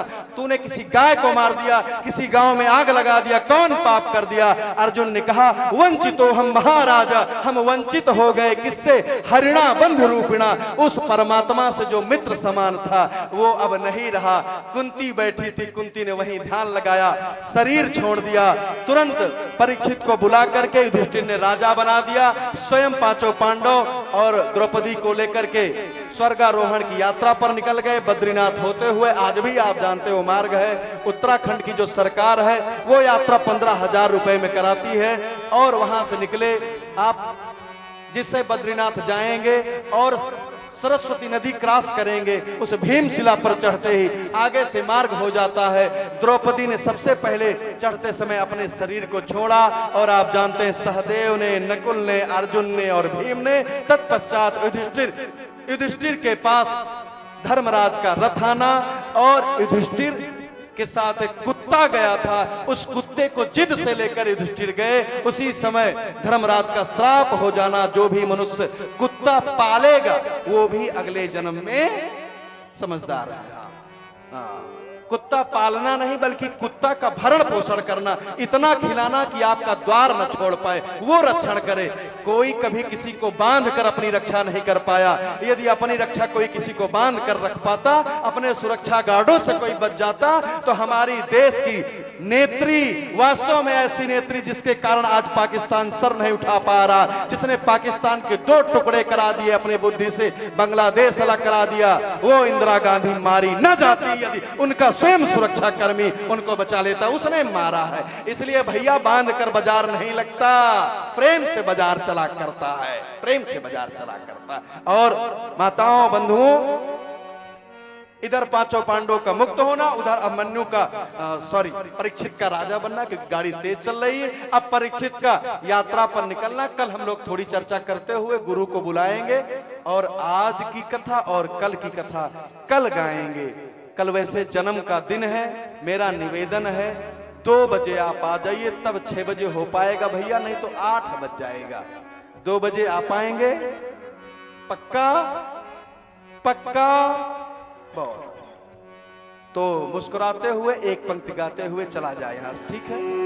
जीवन है तेरे हवाले मुरलिया वाले, जीवन है तेरे हवाले मुरलिया वाले, जीवन है तेरे हवाले मुरलिया वाले, जीवन है तेरे हवाले मुरलिया वाले।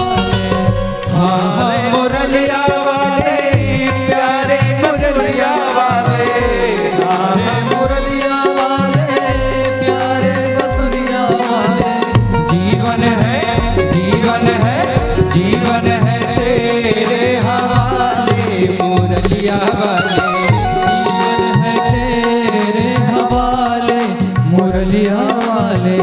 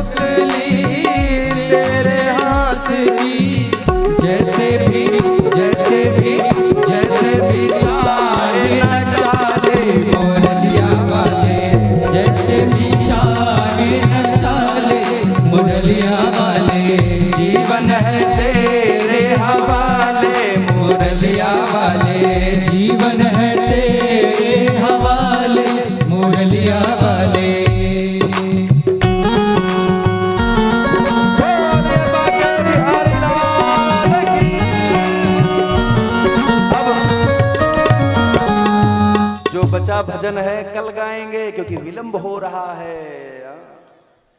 चलिए सूचना श्रवण करेंगे, तत्पश्चात आरती करके ही जाना है, आज का प्रसाद लेकर जाना है। क्यों?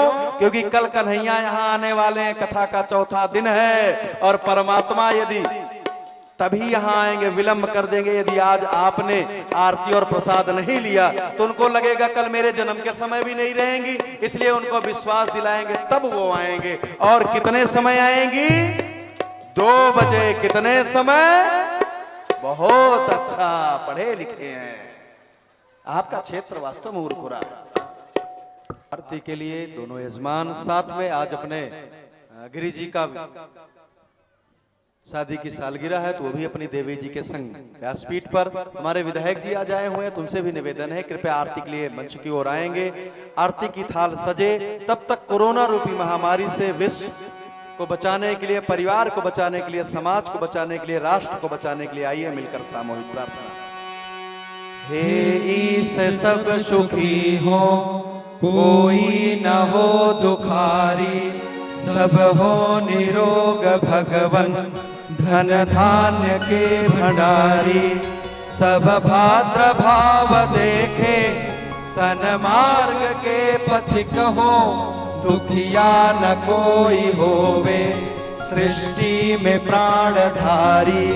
हे ईश सब सुखी हो, कोई न हो दुखारी। प्रेम से सुखी बसे संसार, सब दुखिया रहे न कोई। यह अभिलाषा हम सबकी भगवन पूरी हो। विद्या बुद्धि तेज बल सबके भीतर हो, दूध पूत धन धान से वंचित रहे न कोई। आपकी भक्ति प्रेम से मन होए भरपूर, आपकी भक्ति प्रेम से मन होए भरपूर। राग द्वेष से चिते मेरा वो सौभाग्य दो, मिले भरोसा आपका हमें सदा जगदीश। आशा तेरे नाम की बनी रहे ममई, पाप से हमें बचाइए करके दया दयाल। पाप से हमें बचाइए करके दया दयाल। अपना भक्त बनाए के सबको करो निहाल। दिल में दया उदारता, मन में प्रेम उपार, हृदय में धारे दीनता, हे मेरे करतार। हाथ जोड़ विनती करूं, सुनिए कृपा निधान। हाथ जोड़ विनती करूं, सुनिए कृपा निधान। साधु संगत दीजिए, दया धर्म का ज्ञान। हरे रामा राम राम हरे हरे, हरे कृष्ण कृष्ण कृष्ण हरे हरे। हरे राम राम राम हरे हरे, हरे कृष्ण कृष्ण कृष्ण हरे हरे। पवन तनय संकट हरन, मंगल मूर्ति रूप, राम लखन सीता सहित हृदय बसो सुरभूप।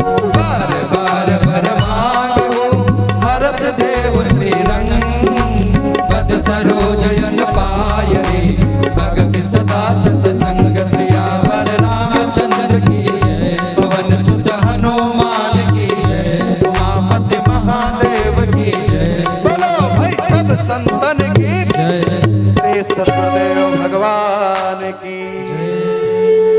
हरि ओम इदग्गं हविः प्रजननं मे अस्तु दशवीरगं सर्वगणगं स्वस्ताये आत्मशनि प्रजाशनि भयशनि लोकभयशनि अग्नेः प्रजां बहुलां मे करोत्वन्नं पयोरेतो असमासु धत्ता। श्री माँ के बिहारी तेरी आरती गाऊं। श्री माँ के बिहारी तेरी आरती गाऊं। आरती गाऊं प्यारे तुमको गाऊं। आरती गाऊं प्यारे तुमको गाऊं। श्री माँ के बिहारी तेरी आरती गाऊं। श्री माँ के बिहारी तेरी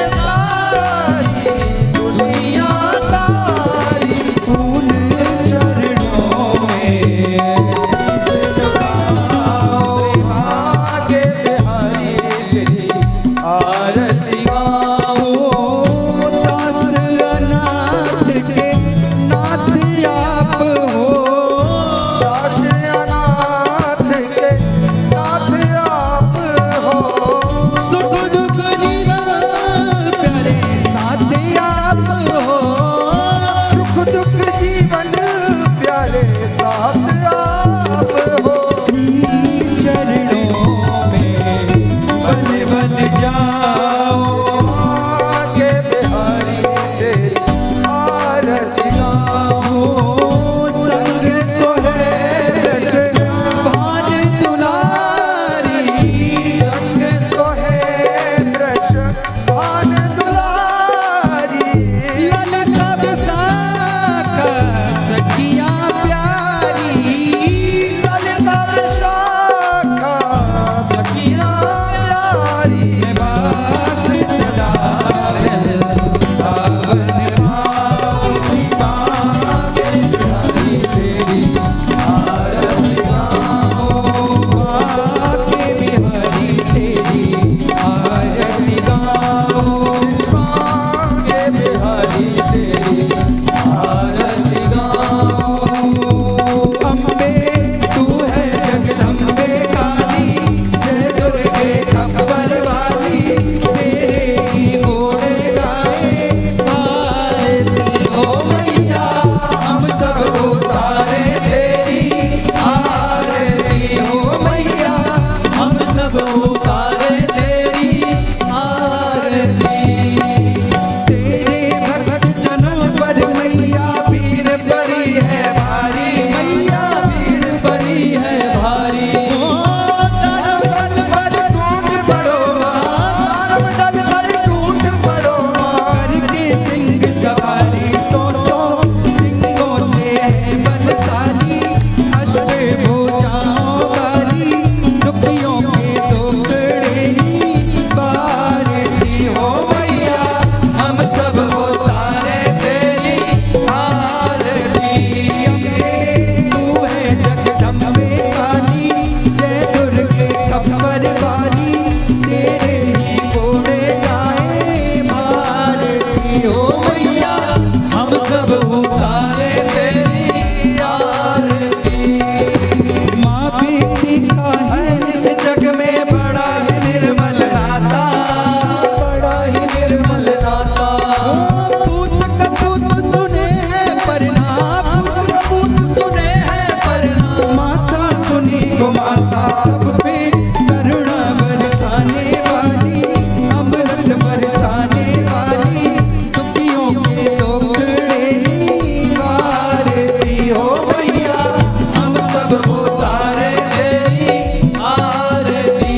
अम्बे तू है जगदम्बे काली, जय दुर्गे खबर वाली, तेरे ही गुण गाए भारती हो मैया, हम सब उतारे तेरी आरती।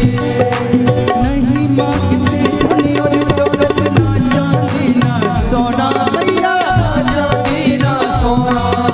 हम तो मांगे माँ तेरे मन में, हमको मांगे माँ तेरे मन में। एक छोटा सा कोना सबकी बिगड़ी बनाने वाली, लाज बचाने वाली, सतियों के सत्य को संभालती हो मैया, हम सब उतारे तेरी आरती। अम्बे तू है जगदम्बे काली, जय दुर्गे खबर वाली, तेरे ही गुण गाए भारती हो मैया, हम सब उतारे तेरी आरती हो मैया, हम सब उतारे तेरी आरती। कर्पूर गौरम करुणावतारम, संसार सारम भूतवेद्रहारम, सदा वसंतम हृदयारविंदे, भवं भवानी श्रीतं नमामि। त्वमेव माता जगता त्वमेव, त्वमेव बन्धु च त्वमेव, त्वमेव विद्या द्रविणं त्वमेव, त्वमेव सर्वं मम देव देव, त्वमेव सर्वं मम देव देव, त्वमेव सर्वं मम देव देव, त्वमेव सर्वं मम देव देव। हरि ओम आरत्यं समर्पयामि। जलेन शीतलीकरणं हस्तौ प्रक्षाल्य पुष्पै देवाभिवन्दनम् आत्मदिवे निवेदनं मन्त्रपुष्पाञ्जलिः। हरिः अम्मा यज्ञेन यज्ञमयजन्त देवास्तानि धर्माणि प्रथमान्यासन्न तेहनाकं महिमानः सचन्त जत्र पूर्वे साध्याः सन्त देवाः हरिः ओम् एकदन्ताय विद्महे वक्रतुण्डाय धीमहि तन्नो दन्ती प्रचोदयात् हरिः ओम् कात्यायन्यै विद्महे कन्याकुमारैश्च धीमहि तन्नो देवी प्रचोदयात् हरिः ओम् तत्पुरुषाय विद्महे महादेवाय धीमहि तन्नो रुद्रः प्रचोदयात् हरिः ओम् अंजनानन्दनाय विद्महे वायुपुत्राय धीमहि तन्नो हनुमत् प्रचोदयात् हरिः ओम् नारायणाय विद्महे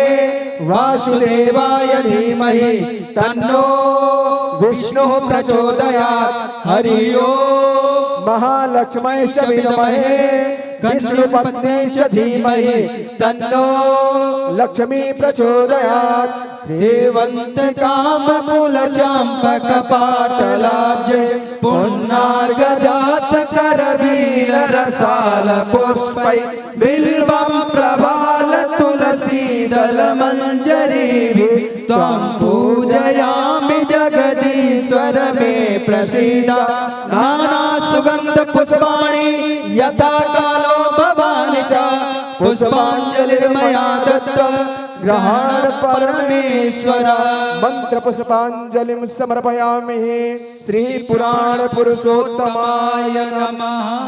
बोलिए भागवत भगवान की वृंदावन बिहारी लाल की भवानी शंकर भगवान की आज के आनंद की श्री सद्गुरुदेव भगवान की व्यास जी महाराज की नमः पार्वती पतये हर हर महादेव।